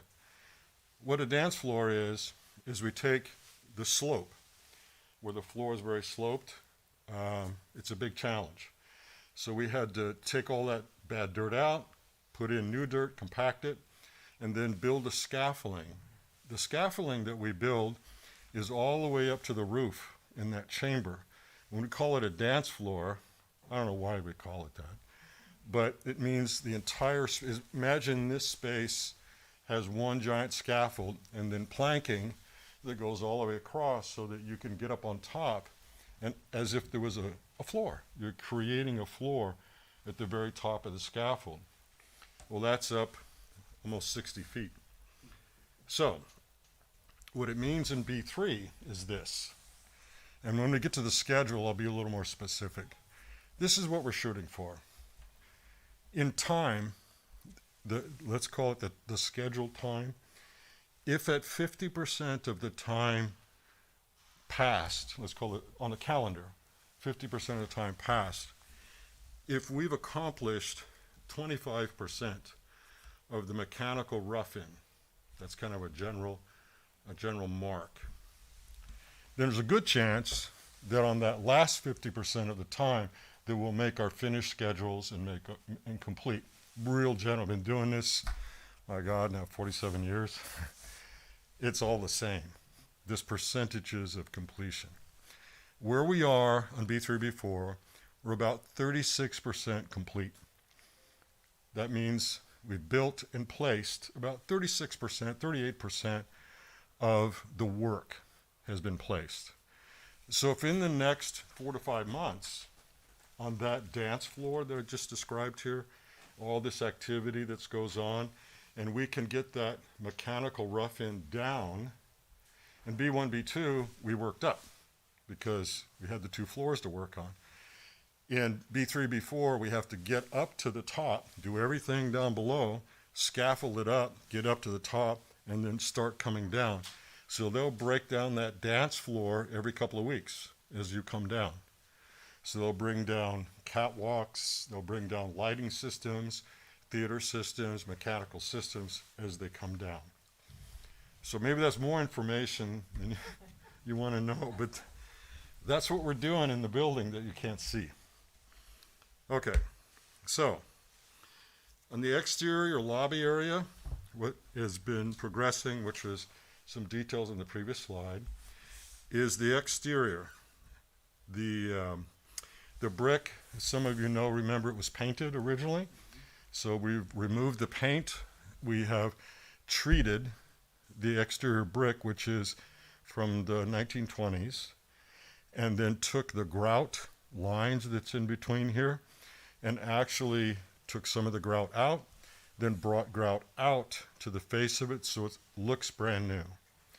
So that's a treatment to restore the brick on the exterior of the building. It's quite beautiful when this is done. However, this is quite a bit of time is involved in this, and the 2 contractors we have done an incredible job of making the brick look like it did when it was installed originally. So there won't be any paint. We do seal it with an anti-graffiti coating that goes from the ground floor up to the roof. Okay, so this is some more interior. This is just activity that's we call the mezzanine and audience chamber. Okay, it looks like scaffold. Means a lot to us. So this is what I mean. If you look, I don't know if you can see all the way at the top of the picture on the left, that scaffold goes all the way up to the top of the rafters in that theater space. So that's why we're very cautious about tours, having people walking under those scaffolds. This is the picture of the interior lobby. And as you know, we still post on the website the progression. So if you go to the website, you'll see more, considerably more photographs of the progression of each of these areas. Okay, B4. The progress update of B4. Existing conditions of the Salter Theater and the Choral Room did not match the documents and created several critical RFIs, like 100, and structural CCDs that impacted the north choral footing and existing footings on specific grid lines. That kind of means when we went to the footings, and the footings are supposed to be 7 feet wide, they're 2 foot. So that was just the as-built. It wasn't built the way the drawings said. So what does that mean? Well, now we have to excavate down probably 15 feet because we have to escalate below that footing and recompact it, and then attach new rebar and pour new concrete in very, very tight areas. So the guys have been working. Our mission is to get out of the dirt. If we can get out of the dirt and get up to what's on the scaffold, then we're more confident about being able to meet that schedule. So that's what our focus is. Shotcrete, this is amazing to me, is the underground plumbing at the choral area in the Salter is 95% roughed in. So in some areas, our mechanical rough-in, mechanical plumbing and electrical is actually ahead of schedule. And that's because if there's a space that we can run a pipe or run some work, then we're working. It's not a typical, what we would call a critical path schedule that you normally think of in a construction process. This is a workflow schedule, and it's based on getting the RFIs and the CCDs approved, and how many spaces can we jump around and keep working. I really respect the fact that between Randy Craig, who owns Pro West, and myself, we've taken many risks to go ahead and do the work, knowing that out ahead of us there's 20 or 30 CCDs that DSA hasn't approved, but we feel comfortable and make that call. Otherwise, the production would stop. Okay, so that's the story here. One of the interesting things here is we use a 3D survey for our as-builts, and we use, some of you've heard BIM, which is a software package that determines collisions, which helps us a great deal in our planning process. So I said it. I want to go through. I'll answer questions, but I want to make sure I got through the material here. So the task flow on B4 is the footings are ongoing in the choral and the Salter, and shoring. Whenever we discover something's not the way it's supposed to be in the drawings, and we have to dig deeper than 8 feet, we have to shore it, which means engineered shoring, submitted, approved, and that's what eats up our time. So the wood framing and structural steel and second floor is ongoing. The new elevator shaft, pending a CCD. When SOG is not Special Operations Group, that is slab on grade. Those of us with dual lives. Supporting joists wherever possible, complete exterior brick restoration, demo. So these are the ongoing, this is our workflow. This is the work that we're focusing on. So this is an interesting shot. This is, again, treatment at the brick, at the exterior. This was also brought back to its original condition on This is a shot of the Salter, what we call the front and back of house. And maybe Mr. Margot would be the one who knows what back of house means. But it's the beginnings of putting this back together.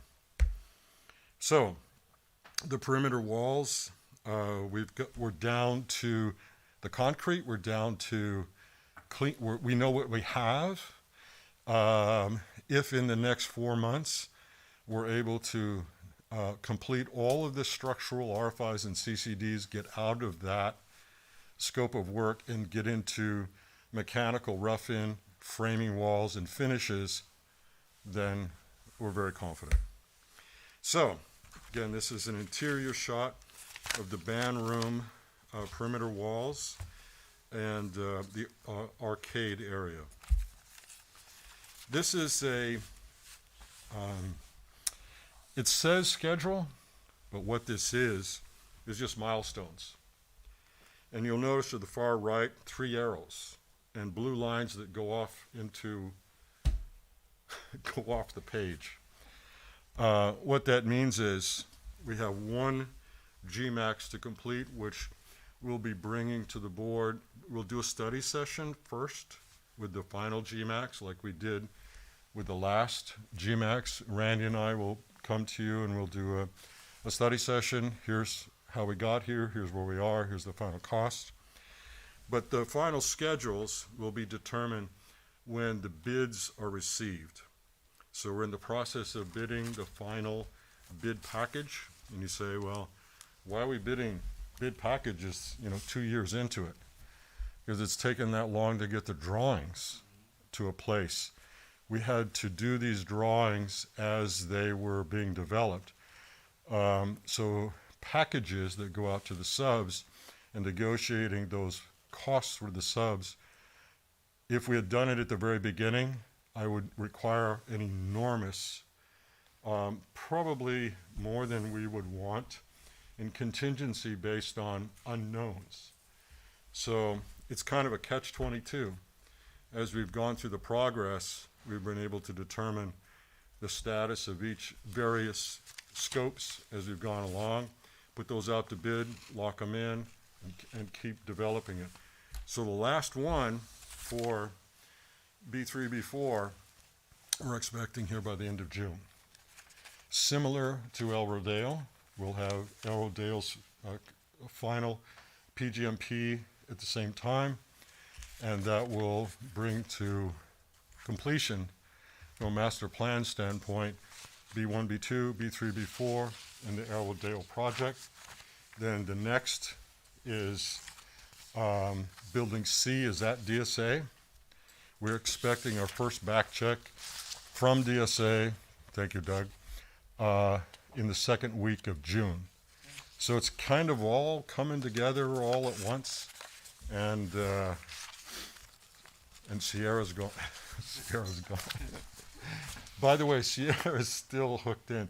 She's working remotely on mostly on the MTA issues and the DTSC issues, the technical things. So we haven't quite lost her yet. Well, that's my story for tonight. So are there any questions? We'll start with Mr. Margot. Any questions, discussion?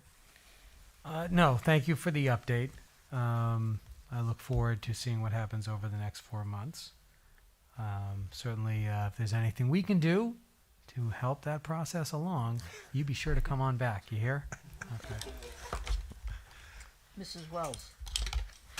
Well, thank you for this presentation. It's really great. It's really great to see it at this level. I have a couple questions. Oh, my computer just went down on me. Why that? Oh, you went down. Okay. I'll see if I can do it from memory. For Building C, because you're saying that you may get that out of DSA in second week of June. Is that what you said? The first back check. Because it's a new build, so you're not going to have all these surprises as you do with these other buildings. What do you estimate? Do you have any sense of what's your guesstimate right now on how long that will take? Well, From once you're able to start? well, there's good question. Programmatically, this is how I do it. Mm-hmm. DSA, the drawings are at DSA now. Typically, and current statute allows that a leaseback, whoever selected for that project, can do the pre-construction services prior to DSA approval and not be a conflict of interest. So, presuming we do that, I always do the constructability review either prior to the last back check, so we can get perhaps an addendum in that last one, capture them all, but most of the time we end up with an approved set of drawings because we want that fast. We want the drawings out of DSA as soon as possible. Then it may be 3 months or so, 3 to 4 months of QA/QC. Even though it's a new building, we still do it and still uncover any of the, well, it's a QA/QC process. Quantify that risk, identify it, may or may not have the architect complete an addendum with the leaseback builder. We can say, here's the list of items, maybe not drawings, but here's the list of items. And when they bid it and negotiate with the subs, it's considered a document. So that's really important. That's kind of the nuts and bolts, and frankly, the magic of this program is taking the time and the accuracy in the QA/QC or constructability review prior to bid. But it should be 1 GMAX. Do you think they'll start in 2022, 2023? My expectation is that if the first back check, there's some specific details of structure. If the difference between, there's some circumstances that have to do with the way the parking floor has been designed. It's either DSA is going to say we want piles to go down forever, or you can do just what we call a mat slab or a different kind of. If we go with what we've presented and they accept it, then we should be able to get out of DSA in, I would say, 4 months. So 4 months out of DSA. My original plan for building C going into DSA, coming out of DSA, and this is a plan, is about 7 months off. So 7 months off from when I expect to get it out of DSA. Mm-hmm. So I'm not sure that I can say with reasonable certainty without that first back check, because that's going to tell us if we have to redesign the structure or we're going to go with what we've designed. Potentially, you could have ProRes working on B3, B4, El Rodeo, and C all simultaneously. Yes. And do they have the capacity?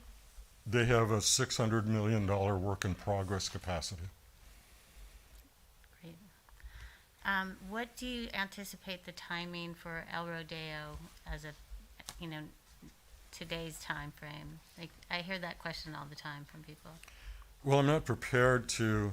I'll do that in a study session, and I'm not evading it. It's tied to some other considerations, which has to do with all of the exterior of the building, and the historical preservation was never in the DSA drawings. So I'll need to present that to the board. That has to do with cost and time. That's included in the last PGMP. It's taken till December to finish the drawings for that scope of work. When you say the exterior renovation, are you just talking about, for example, the mural, or are you talking about the actual exteriors? I'm talking about the exterior of the buildings that have plaster, for reasons I have no explanation for, had lead paint and was sandblasted several years ago. So that exposed what we call the brown coat. So it took off not just the paint, but took off the finished coat of plaster. So the plaster that's there has been exposed for a number of years, has some cracks, and has some repair that's needed. That patch and repair and then a finish coat of new plaster, because it was sandblasted off for what reasons I can't explain. And then the stone that's part of that exterior facade, some of those stones we had to resolve DSA. Do we take them down, repair them, put them back up, or do we patch them and replace them in place? It all has to do with the structural connections. We've resolved all that. How do we want to do it? How is this going to be done? But that restoration process will take, we're looking at about 200 days per building. So we're looking to reduce that. That's from scaffold up to scaffold down each building. Well, I have two last questions. And I'm sorry I'm taking up everybody's time. For B4, whereabout do you think you are on your completion? I'm sorry? The completion for B4, whereabout are you estimating? I know that you had the MEP that was much further along in some areas, but on the whole, where do you think B4 Again, is? with the final PGMP, when we bring that in and we present that in the study session, we prefer to share that with the board first in a study session for all the projects. For the final PGMP and final schedules are presented to the board in not closed session, in study session first. Okay, I'll wait for study session. Thank you. Anything else, Mrs. Wells? No, I'm good. Thank you. Mrs. Walker-Schuman? I don't have any questions, but I think that this was an amazing opportunity for the public and the board and the cabinet and everyone else who's watching to really understand the depth of the work that you're doing. Most of it is not seen driving by Moreno Drive, what it is that's going on. So I think it's really important to be able to, capture that, and your description certainly was eye-opening. So just thanks for that. I just have a question, not a question, a comment really. We are spending literally millions and millions and millions of dollars on this project. And we are making our high school the state-of-the-art building. And I am hoping that people realizing this will continue to keep their kids and we're looking forward to what they will get when they get to the high school.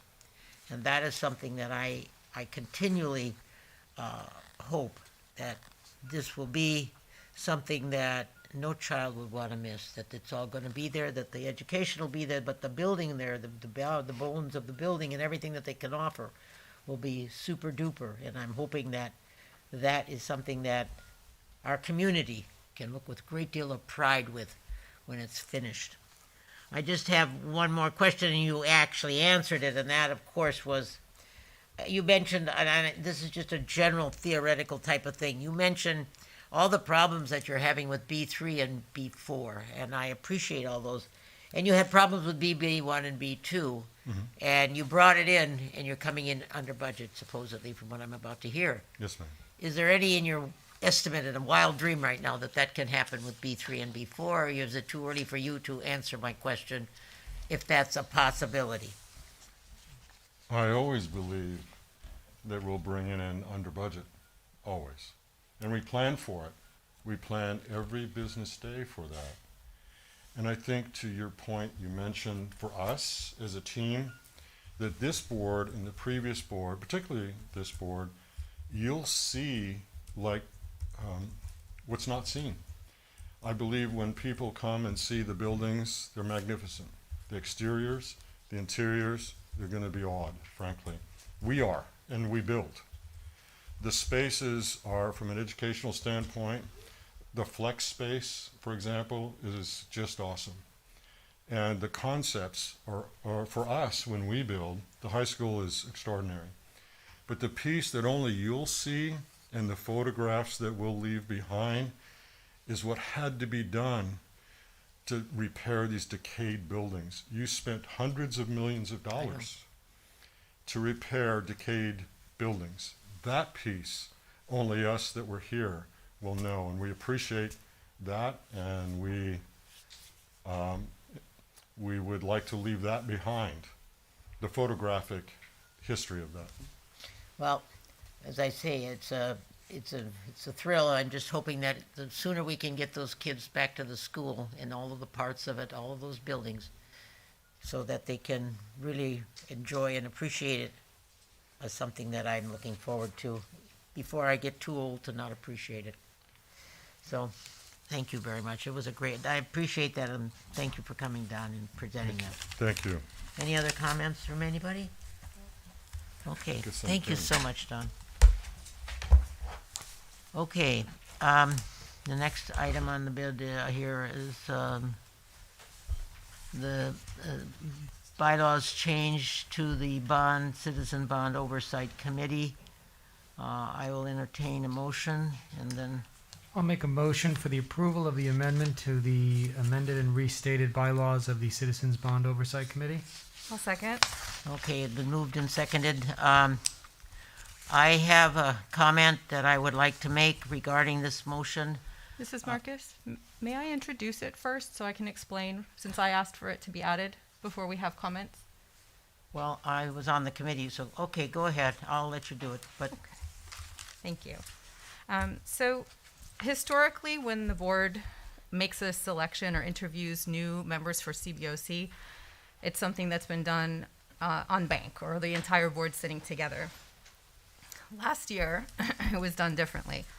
And because Dr. Breggy wasn't here the time previous for when CBOC was interviewed and selected, he wasn't aware of the change. So this basically is to codify what the past practice has been, which is for everyone to sit together as a deliberative body to interview those interested in putting themselves forward as candidates for the CBOC. That includes giving everyone on the board a chance to ask questions, to listen to the responses, and to then come together to consensus and deliberate in terms of selecting those that we feel are the best fit. I had mentioned it last year that I was uncomfortable with the way that it had happened because it excluded several board members. It has nothing to do with the judgment of those who were present. It really is just that we are a deliberative body and we ought to be making these decisions and doing these interviews together so that we can all be comfortable with the decisions that we're making. So from an empirical standpoint, this is the way that it was practiced prior to last year. From an analytical standpoint, it makes sense because we all have an opportunity to speak and to listen to the interviewees. And then from a normative standpoint, I think this is, it's a great way for us to work as a team in yet another opportunity. okay, I'll go ahead and ask Mr. Margot if he has a comment. No, I don't. It's just that I appreciate that we're getting all of our practices in line and codify and get organized so we don't have to leave things to question in the future. Mrs. Wells? I have a question about this. So this happened last year, right? Yes, last year. Did we not have the guidelines in place last year? The guidelines did not specify that we all sit together. It said that, if I'm not mistaken, it said that it was at the superintendent's discretion how it is that it was practiced, which this doesn't actually change. It just sets up the standard that it is the standard for all of us to meet together for the interviews, and that if it's going to change and deviate from that, then that also is by vote of the board. Okay. Will they do a pre-screening with the COC? I think last year, Rich, as the chair, like they had a member, I think they had at least one member of the COC that participated in like a pre-screening? I don't know. Well, there's one thing that we would, because the CBOC is different where you have to fit different categories of where people are associated. So there is like a pre-screening to make sure that the person that we're looking for fits into that category. Right.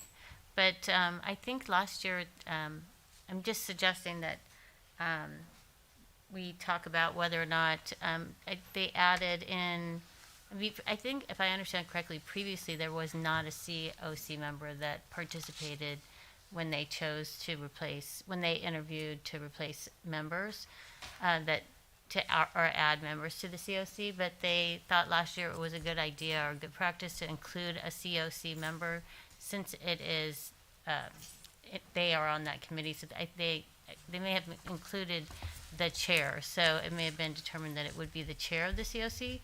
But I thought that was a good practice, so I don't know how we could work that in, because they are on the COC, and I think that's,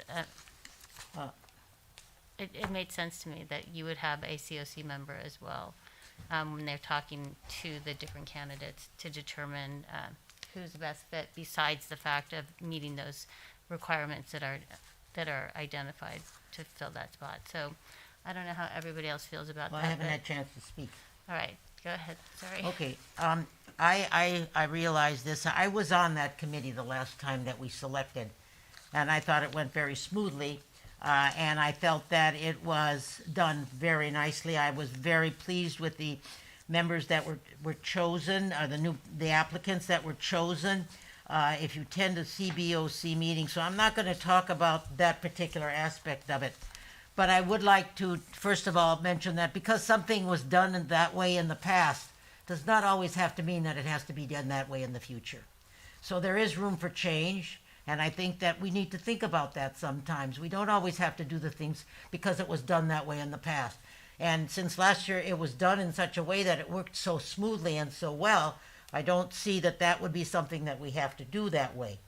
I also feel that this recommendation leaves out the fact that who should be on that committee. That doesn't mention in here that I think that the chair and the vice chair of the CBOC should be on that committee. Doesn't mention that in this guideline. It doesn't mention that 2 members of the board and the superintendent, or 5 members of the board, maybe it wasn't even in there, and that it should be that the superintendent should be listed. It isn't even listed as the superintendent as a member of that committee. So I think this needs to be, I personally, my own feeling is that we don't need all 5 members of the board to be there. They get a chance to come back and to vote on if we come back with names, they can vote on them and refuse to take them if they want. They will have that opportunity. And they also can attend the interview process if they wish. There's no reason why they can't attend it. But I think that the smoothness of it and the ease with which it was conducted went very well. And I personally don't see the need to have 5 people. I see the 5 people that could be the CBOC members and the board members and the superintendent. So I personally would not vote for this amendment the way it's stated. In fact, I'd like to see it taken out and rewritten so that it will include the CBOC and it will include the board members and the superintendent. So that's my comment, and I'd just like to say that. So thank you. Can we go back around? Dr. Stern had a no mind. I'm sorry, Mandy. Dr. Stern? I mean, I am still just listening at this point. In general, I feel that including and being inclusive of all is really the way to go. Just as a general guiding principle in life, I think, you have interested parties with the best of intentions. Having a full complement of people makes sense to me at this point. I'm still deferring, though. I want to learn more about this and listen to my colleagues.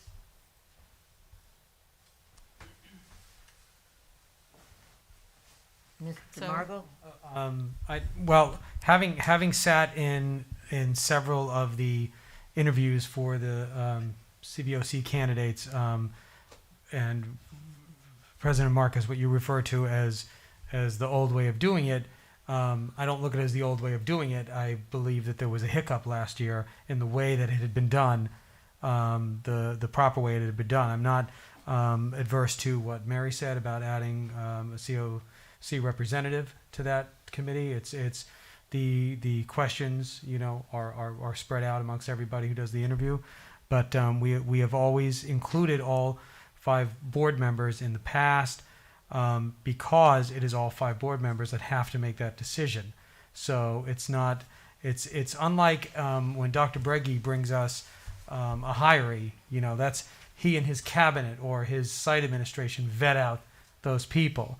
This is the only thing that we can vet out is really these members for this committee. So I believe it not only should the whole board do it, it's a requirement that the whole board should do it. I think it makes the whole board then accountable for the selections that they make. moving forward. But I'm not against adding what Ms. Wall said about adding a COC member to that interview committee. And by the way, I assume the superintendent sits on that panel anyway. It doesn't say that he doesn't. All this is saying is that if it's going to be the board members, it's going to be all 5 of them. Who else we want on here, we could bring whoever else we want. That's our decision to do that. So it's not excluding anybody, but it's just making sure that all 5 board members get a seat at that table. Thank you. Mrs. Wells, any more? Well, I would recommend that we either pull it and add that, or add the superintendent and a CVOC representative, and if that's the chair of the CVOC, I'm not sure that we need more than one, but I definitely would think that we would need one. And if that's our intention, I think it should be in here so that we don't have any more ambiguity.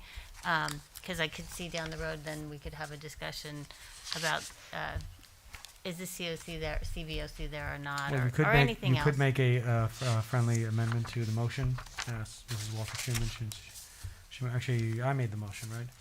Yeah, you made it and I second. Right, so you can ask me if I want to add those things to the motion. We can do it right now.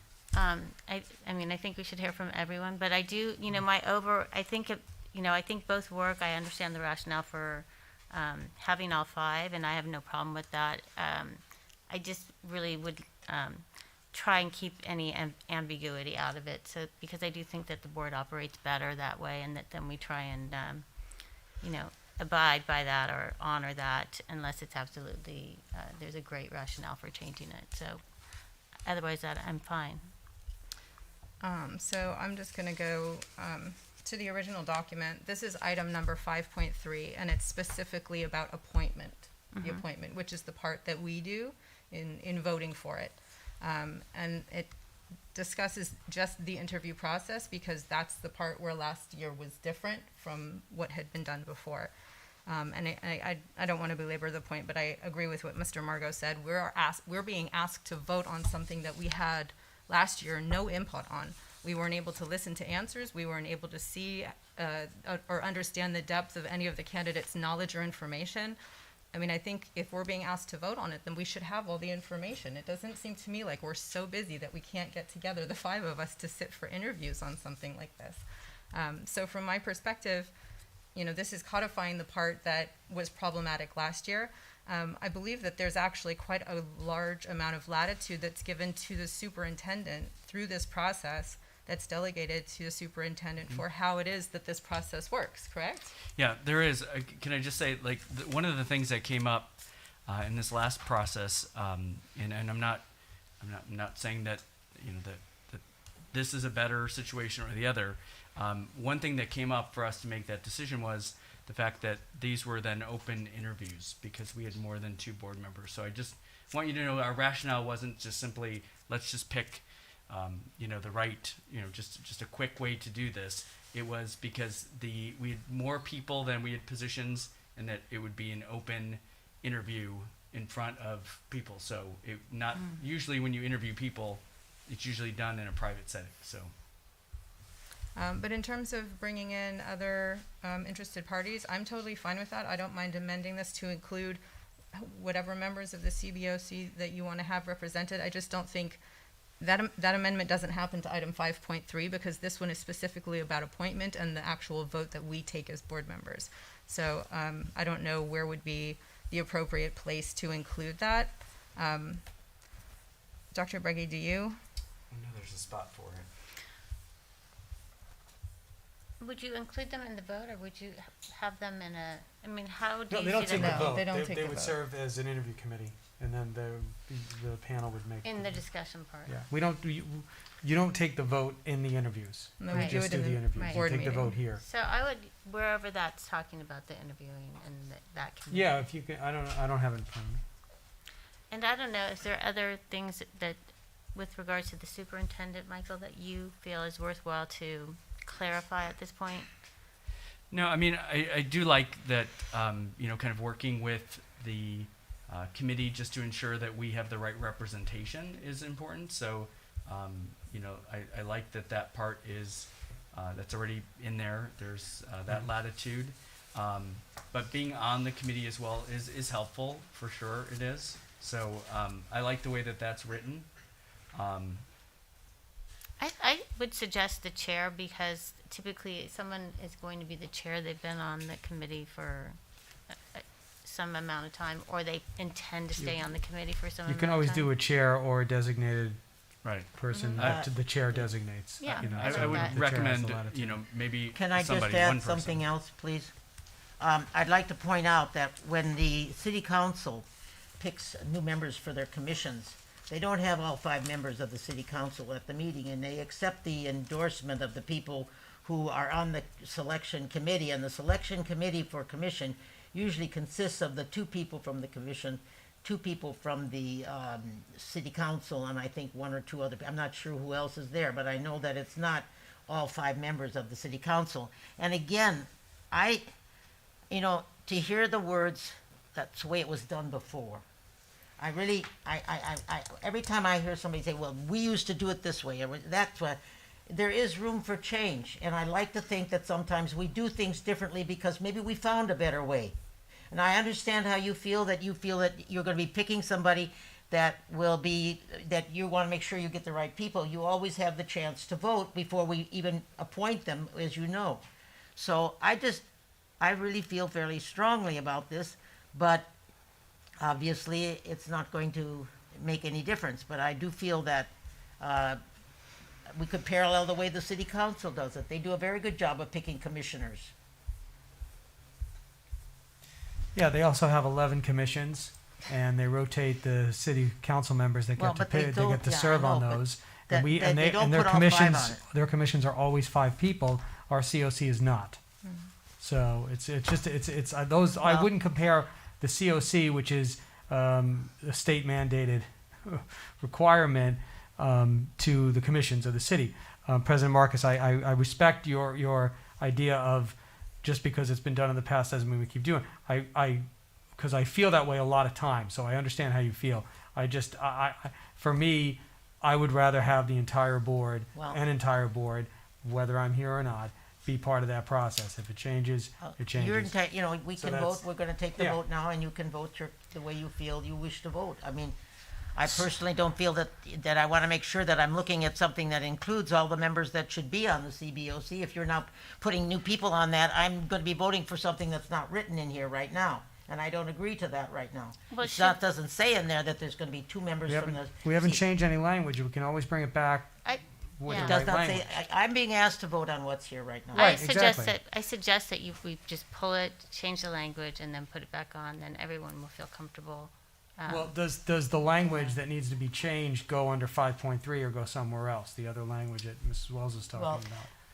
Yeah, that's what I'm looking at, and it doesn't look like, because there's more representation of just the committees as a whole, so it doesn't really talk about like the interview committee. No, it just talks about the qualifications for the people that get elected or appointed to the committee. No, But I also- 5.3 is only about the appointment itself. Yeah, but is it the only place that mentions the interviews? Maybe It we is. should go back and look So at we can this either and add get- Mrs. Wells' part to this and address it right here, because this is the only spot that mentions the interviews. Okay, And- I am fine with that. You made the motion. Do you want to add the? Yeah, Do you I'll wanna add it add right I'll now? add to that portion that's Mhm. to be added words to the effect of the CBOC chair or a designate. I mean, I to really be on would. the committee. I would really recommend Okay. we just pull it and just add it back in the next meeting so that Rochelle is comfortable with what that language is, and we just have the chance to look at that. I mean, I don't see the harm. I mean, these were your recommendations. Right, because it sound like I that's gonna appreciate change that. what I'm not Rochelle- suggesting that she's going to change that, but she can be comfortable with what those changes are in the document. It's not to readdress the issue, it's just to have a chance to look at that and make sure that it's written in there the way that everybody's comfortable. I don't see that there's any harm in doing that. I can't hear you, Mary. What did you say? I'm just suggesting that you make those changes and bring it back on. I will. It's you not that can- we're that's fine. readdressing 5 board members. I think if we can agree on that, then Then just, I'll withdraw the motion and we can move to table this item pending the changes. and we can just put it But back let's, As on. long- but can we move to table it to the next meeting? Yes. Yeah. So I'm fine with And that. I just want to be sure, I just want to be clear that, is this change something you will consider if there's the inclusion of the chairperson for the CBOC or whoever else is added to that interview? Or is your position that you won't accept this change no matter what because you believe there's nothing wrong with the process from last year? Because if you're not going to accept it either way, then there's no reason for us to wait. Because that's... I really can't answer that right now, Mrs. Walker Schuman. I really can't. I mean, I have a chance to think it over. I may change my mind then. Okay. If that's, I think I've given that right, I could change my mind. I'm a woman, remember? Everyone has the right to change their mind. does that mean I can't? Right. I mean, I'd rather we're all comfortable so we don't have issues when it's actually time to do the actual interviewing. I feel confident that we will. I would also like to I make feel sure very that if you confident rewrite with it, that you put the chair and the vice chair of the CBOC on that, because I feel that there'd be two people from that committee. I think it would be nice for more representation from them. If you're going to go for more representation, that there should be more from them. I don't have an issue with that. I don't have an issue with that. I think You don't agree? No, I said I don't have an think issue. That's good. Oh, okay. I thought I said I you don't have don't an issue agree. with that. None of us Agreed. have an issue with it. Yeah. Okay, so Okay. you're going So I'm going to withdraw the motion which I already did, but I'm going to move to table Make this those item to the next meeting and give direction to Dr. Breggy to add, as discussed, the To two, rewrite that section. and add the CBOC chair, vice chair, or designees. Yeah, as I'm looking at this, I'll second. I would almost recommend that it be, that it's not under appointment because only the board That's right. appoints. So Right. that there'd be So like then- a Right, added so just section. he'll add it where Fine. it needs to be. Yeah, we'll find a We'll place do for that. properly. We'll do Okay. that. And then we'll 'Cause I have don't wanna a take away from solid document. Okay, so I move Tristan second for the tabling. To the next meeting. Yes, The next fine. meeting. I agree. Okay. I'll abide. We take Okay. a vote? We take a vote We on it? need to vote. Oh, take a vote? Okay, table. Dr. We'll Stern? table it to the next meeting. It'll come back. We don't have to take a vote on it. Yeah, Yep, we do. Move to table, you have Just to take a to vote. Okay, move to table. Oh, you moved to table. Yes. Okay, Dr. Stern? I like tables, but yes. Yes. Mr. Margot, Mrs. Wells? Yes. Mr. Walker Yes. Schuman? And I'm a yes. Okay. Okay, now we can move on 13D. to 13C. I need a motion, please. I'll move ratification of change order number 1 for bid number 1920-011 Horace Mann School Shade Structure Installation Project performed by Urbane Builders, Inc. Do I have a second? I'll second. Who did I hear say that? Thank you, Dr. Stern. It's the first time we got Dr. Stern on the Yes. record tonight. Second Um, time tonight. maybe more often. And Mrs. Wells. Okay, a motion by Mrs. Walker Schuman, seconded by Dr. Stern. Do any discussion? No. Okay, hearing none, I will call for the vote. Dr. Stern, Yes. Mr. Margot, Yes. Mrs. Wells, Yes. Mrs. Walker Schuman, Yes. Mrs. Marcus, yes. 5-0, please, on that. Number 13D, please. Make the motion. I need I'll a make motion. a motion for the acceptance as complete bid number 1920-011 Horace Mann School Shade Structure Installation Project performed by Urbane Builders, Inc., and the authorization to file a notice of completion and release retention. Okay, Mrs. Stern Wells just made a motion. Do I have a second? I'll second. Mrs. Walker Schuman, second. Okay. Is there any discussion on this? Questions? None? Thank you. Call for the question. Dr. Stern. Yes. Mr. Margot. Yes. Mrs. Wells. Yes. Mrs. Walker Schuman. Yes. And Mrs. Marcus is a yes. 5-0. I'll Okay, number 13E, please. I'll make a motion for the ratification of a lease agreement with William Scotsman for a temporary restroom building at BV. I'll And second. second, please. I'll second. Thank you, Mr. Margot and Mrs. Walker Schuman. Any discussion or questions? Hearing You none, know I what? will I'll call for just- the question. I'll just make a comment.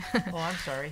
There's some construction that's going on at Beverly Vista regarding the bathrooms that service the field, and that was why this came up as an issue, because they're not complete. So for our JPA purposes and for kids out on the yard for recess, while they can go into the interior of the school, it's much more difficult for folks there for our JPA hours on the weekend Right. to use the restroom. So that's the reasoning behind this. Right. Okay, call for the question, please, Dr. Stern. Yes. Mr. Margot. Yes. Mrs. Wells? Yes. Mrs. Walker Schuman? Yes. Mrs. Marcus is a yes. So, okay. Approve. I need a motion for 13F, please. Sure. Approval of, I'll make a motion for the approval of an agreement with Leighton Consulting to perform soil vapor probe installation and related work at Beverly Hills High School buildings B1 and B2. Do I have a second? I'll second. Thank you. Mrs. Wells with a motion, seconded by Mrs. Walker Schuman. I think we discussed this in Mr. Blake's explanation just a few minutes ago, and this is something required by the state at the completion of the building, and so there's any other discussion on it? None? Okay, Dr. Stern? Yes. Mr. Margot? Yes. Mrs. Wells? Yes. Mrs. Walker Schuman? Yes. Okay, thank you. I'll make a motion for the acceptance as complete abandonment of Rodeo 107 and Wolfskill 23 at Beverly Hills High School performed by ARB, and authorization to file a notice of completion and release retention. Second, please. Second. Who said that? Mrs. Okay, Mr. Margot first, Ms. Dr. Stern the second. Any discussion, questions, information needed? Thank God we're done. No. Okay. I'll call for the question. Dr. Stern. Yes. Mr. Margot. Yes. Mrs. Wells. Yes. Mrs. Walker Schuman. Yes. And Mrs. Marcus is a yes, so it is a 5-0. Okay, time for communications from the board members, and before I do that, I would like to ask Mr. Yoni Kashanian to please offer his words. Thank you. So we have ASB has a lot coming up for the seniors. The senior luncheon is being held on the 21st. We're having a senior movie night on June 3rd, senior sunset June 8th, senior breakfast June 9th, and finally graduation on June 10th. Thank you. I think it's your turn today, Mr. Margot, to go first. Okay, thank you. I did want to talk for just a quick second about the bell schedule. It is something that has been addressed in the community. It is something that seems to be a hot topic for certain people, and others probably are not paying that close attention. But here we are. It should be noted that, from my understanding, an incredible amount of time and work under board direction has gone into altering the bell schedule. But I wanted to dispel a couple of myths. There are people that are saying that why don't we start this schedule in 22 as opposed to 21? So that means we come off the horrors of a pandemic, put everybody in school for a year with one schedule, and then change the schedule again. Oh, I agree. And that's just not a smart move. It's not. No, I agree. Sorry for those that disagree with me, but I wouldn't advocate for that at all. As far as the schedule as presented, my understanding, Dr. Breggy, if I can converse for a moment, is that this is not the final schedule. Correct. Correct. So there will be the chance for us to vet this a little more, fix some tweaks, and hopefully get a schedule that is best for students first. I would like to point out that many years ago, a couple of colleagues of mine traveled to the wonderful state of Virginia, and looking at the top school in the country, actually in this year it is really the top school in the country in U.S. World Report, News and World Report. It's the #1 school. That's Thomas Jefferson Arts or STEM Science Magnet, in Virginia. I encourage those to go on their website and look at their bell schedule. And in fact, why don't you look at the top 10 schools in the country and look at all of their bell schedules? I won't even give away the surprise. I'll let the surprise come if you guys find it.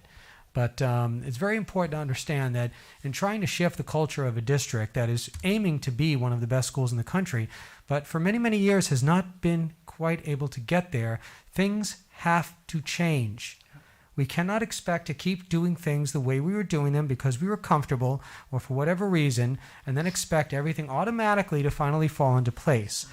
As the world of education moves more into project-based learning, we're going to need these kinds of schedules. And by the way, the #1 schools in the country are based in project-based learning. So we're going to need the schedule to adapt to that and doing it sooner than later works. The pandemic gave us the opportunity to shift into a block schedule mode, mostly out of necessity and then out of compliance reasons. So we find ourselves now having done block scheduling for a year with its benefits and obviously its misgivings, and not every schedule is terrific. But what I do understand from every schedule that I've seen throughout the country and throughout the decades that I've been involved in education and at the high school level, because we don't have instant like Star Trek technology to transport kids from one school to another, kids inevitably miss some class to go to games. And unless something happens where games are just completely cleared of that time, right? So you play the games much later, which schools have issues with because of lights on fields. People have issues with because of traffic when you travel later. It opens up a whole other can of worms. So I just want the community to understand that nothing is being imposed without being vetted, without being researched, without being discussed, and without seeing what are the best practices to get the best academic experience for our students at this school. From what I see, the schedule, though it has room for improvement, is in absolutely the right direction of where this district needs to be and where it's headed, as far as our mission is concerned for the district and as far as our desire to improve our academics. So it's time to actually do something instead of keeping talking about doing something, and this is a step in the right direction. Thank you very much. And Mr. Margaret, let me just add too that we are making those tweaks right now. As a matter of fact, we do have to get this out very quickly so that we can start the master schedule process and provide course requests to kids. So, but we are making tweaks as we speak. Mrs. Wells. Thank you. I'd just like to talk briefly about the Diversity, Equity, and Inclusion program and the issue that's come up this week. And I understand that the process and appreciate the effort that the staff went through to find Dr. Early, who looks to be a really excellent choice to assist with the Diversity, Equity, and Inclusion program. That said, there is a very real issue that must be addressed with the community regarding CWI and the CWI's associate, Zach Ritter. Unfortunately, Zach Ritter is positioned as a lead with CWI, at least on their website, and his inappropriate statement made specifically about Beverly Hills and his other communications have caused alarm and mistrust with some members of the community that just can't be denied. I truly support the DEI objectives in our strategic plan, and I want it to be successful. To be successful, we must consider all of our stakeholders and ensure that they are heard and respected. I do not have an answer for how to overcome this issue other than to select a different consulting group and consultant. I just believe that this is an unfortunate start, but how we address this issue will set the tone for our success of this most important program. So I ask everyone to be patient and allow our superintendent and the cabinet to address this in hopefully a way that everybody can feel comfortable and heard and respected so that we can move forward and achieve our goals. Thank you. Mrs. Walker-Schuman. Thank you. I want to wish another congratulations to our Apple Award winners. We got an email while we were sitting here from CSBA, an update that on Thursday, the window on myturn.ca.gov for making appointments for 12 to 15-year-olds will be open for the COVID-19 vaccination. I would also like everyone to know, I already put it on social media, Mickey Fine Pharmacy is also taking appointments for the 12 to 15-year-old vaccinations. My daughter is going tomorrow, my 12-year-old. So I'm very excited about that, and I'd like the community to know that that's an option, and please take advantage of that. I do want to touch on the bell schedule, as Mr. Margot had mentioned. I have 3 students at the high school. 2 of them have been here for 4 years. They've been athletes every year that they've been here, and every single year that they've been here, they've had to miss class in order to go to away games. So I want to dispel the myth that somehow before this COVID year in this block schedule, that student athletes didn't miss class to go to games. That's not the case. Even when I was a student here, I had to miss classes to go to games. This is an issue that has existed for a very long time. And to reconnect, Mrs. Marcus, actually to something you said earlier, I'm not a fan of always keeping things the same just because they've always been that way. When they don't work, I think we need to move away from them. And this is a perfect example. Our bell schedule doesn't work. It hasn't worked. That when I was going to say it. I was Yes. already up on that, but It hasn't worked, and as many iterations as there have been over the decades that I've been in this district, we've yet to find one that truly meets the needs of not only the students, but also the goals of the board. And we have been very clear that education is our priority. What's best for students is our priority. As I'm going to give you the answer to what Mr. Margot had asked and so politely didn't want to give the answer to, the top schools in this country, the top achieving, top ranked schools in this country, all utilize a block schedule. The top 3 are 95 minutes, 90 minutes, 95 minutes. So I am not going to simply take the word of folks that have an opinion. I appreciate the opinion. The facts are not borne out in the data. The data shows us that the top achieving schools in the country utilize a block schedule, and they are blocks that are long, that are not, 50 minutes. Even in the state of California, the top 5 are between 75 and 100 minutes. Palos Verdes Peninsula, number 7 in the state. Okay, our local high school, seven in the state, has 100-minute block schedule. So this is not completely out of left field and we're crazy for considering this. This is a starting point for the discussion. We have to make a decision with some sense of urgency. But let's not pretend that what we're talking about in the items, the parts of this discussion, are somehow new or have somehow magically been worked out in the past. Neither one of those things are true. So it's still my hope that we can work together. I understand that this is a very different structure from what the teachers are used to. It is my hope that we are able to give professional development and to support teachers over the summer as we work towards making lesson plans meet the demands of a block schedule, whatever the duration is. But that is where I feel that our focus needs to be, and that's my personal feeling on it. And I think we ought to discuss it again. I look forward to having a little bit more discussion about the different ways that we can tweak this schedule, but overall, that's my position on that. And just to piggyback on what Mary said, I'm not going to go into the DEI, the issues, but I do think that it's worth the conversation of the cabinet and the board. I think it's incredibly important work. I don't want to put the pace of the work aside, but I think there's more information that also needs to be shared and discussed before we jettison away from the path that we've chosen right now. So whatever that conversation looks like or however that needs to happen, I would support that. Thank you. Are you finished? I am finished. Okay. Dr. Stern. The thing that is most on my mind is the idea of the block schedule, and I understand totally well that I think it makes sense to have larger chunks of time, and that certainly doesn't surprise me that some of the top schools, in fact, have those lengthy time blocks.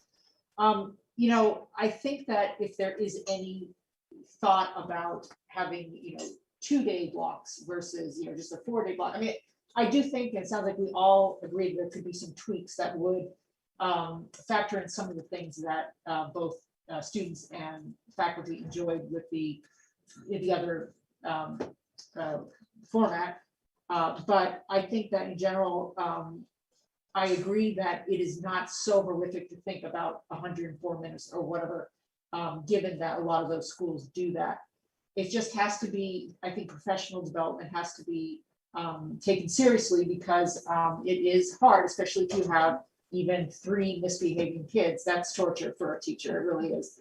And then the other question is it possible that, since there's always the big homework debate that all families have, can that, and I'm just throwing this out there, is that a productive use of some of those minutes to get some of that homework done so that in fact, when they're home, there's more family time, there's more, that is a thought because there's a big debate whether homework is really a waste of time when you go home. So I think that there are a lot of good thoughts and components here.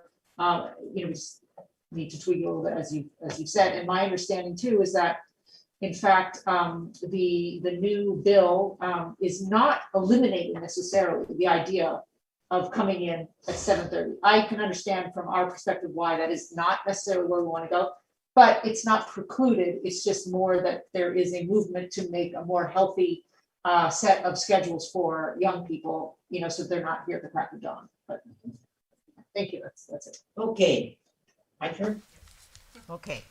First of all, I want to, we acknowledge the Apple winners tonight. I also want to spend 1 minute and, again, acknowledge the people who are retiring. I'm not jealous of you because I was there once and I don't have to go back. But I just want to repeat that I want to wish you well, and that's always it makes me feel bad because we're losing such tremendous teachers when we do this, and we can't sometimes replace you. So go with good speed, good luck, enjoy your retirement, but you will be missed, and I just wanted to let you know that tonight.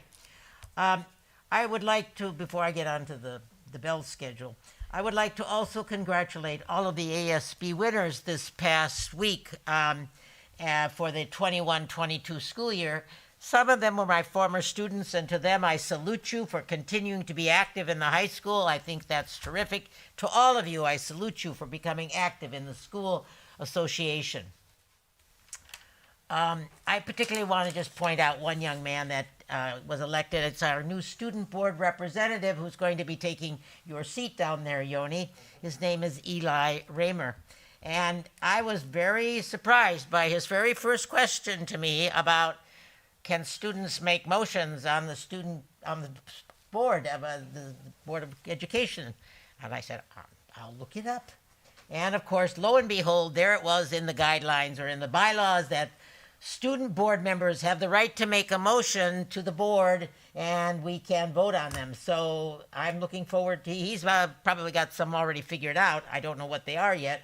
I'm sure I'll be surprised. But Eli, congratulations on your election also. And more will be said about my friend Yoni later on. Again, I'd like to just say something about the comment about because something was done that way in the past. Believe me, I was not interpreting that the bell schedule should be done that way in the past, but then again, it could be reversed and also said something about the way we did the CBOC also, so it could be turned that way, and I just wanted to make that comment. First of all, I echo everything that you said, Mr. Margot, about the bell schedule. And to Ms. Walker-Schuman, I do say that was, it's time for change. It is time for change. They've come up with a floor plan so far, but sometimes that floor plan needs to be tweaked or changed a little bit. And I'm sure that the administration is looking into it right now with all of the concerns that have been voiced by stakeholders and kids and parents, that I'm sure they're going to take that all into consideration. But believe me, I'm going to make sure there is a block schedule. It's just a matter of what it's going to look like, because I do believe it's time. I was here in the days of, and it wasn't quite the same. You're all not, you would remember this, but I was here for Mod 70, and you probably went to school in it, right, Mr. Margot? I had 3 years of Mod 70 in 1985. They changed and that was somewhat to the of a block schedule, if I remember correctly. It was a block schedule. And it was a full block outstanding. I mean, as far as I remember, I don't know why they got rid of it, but that's beside the point. Well, it had to do with some Finances, a minutes issue, I think, with the state, and they changed it. I'm sure there were other issues involved. I was too young to care. I'm just going to be very interested to see how the changes in the first proposed bell schedule might come back that will make it a little bit more easy for the parents to buy in, the students to buy in, and the teachers to buy in, and everybody might be happy that way, which is something that you're never going to please we'll never everybody. make everybody happy. I know that rule. But I do feel that right now we need to address some of the concerns that were there, and I'm sure that Dr. Breggy is going to be doing it. We've already had a little discussion on that already. So with that, I would like to thank everybody who listened in and joined. I see our audience has depleted a little bit, but I would like to adjourn the meeting. It's now 7:53, and our next meeting will be, according to my schedule here, which I can't find anymore, is May 26th, May 26th, 11 and 14 is 25. It'll be May 25th I look forward to seeing you all there. Thank you very much for joining us tonight. Meeting is adjourned.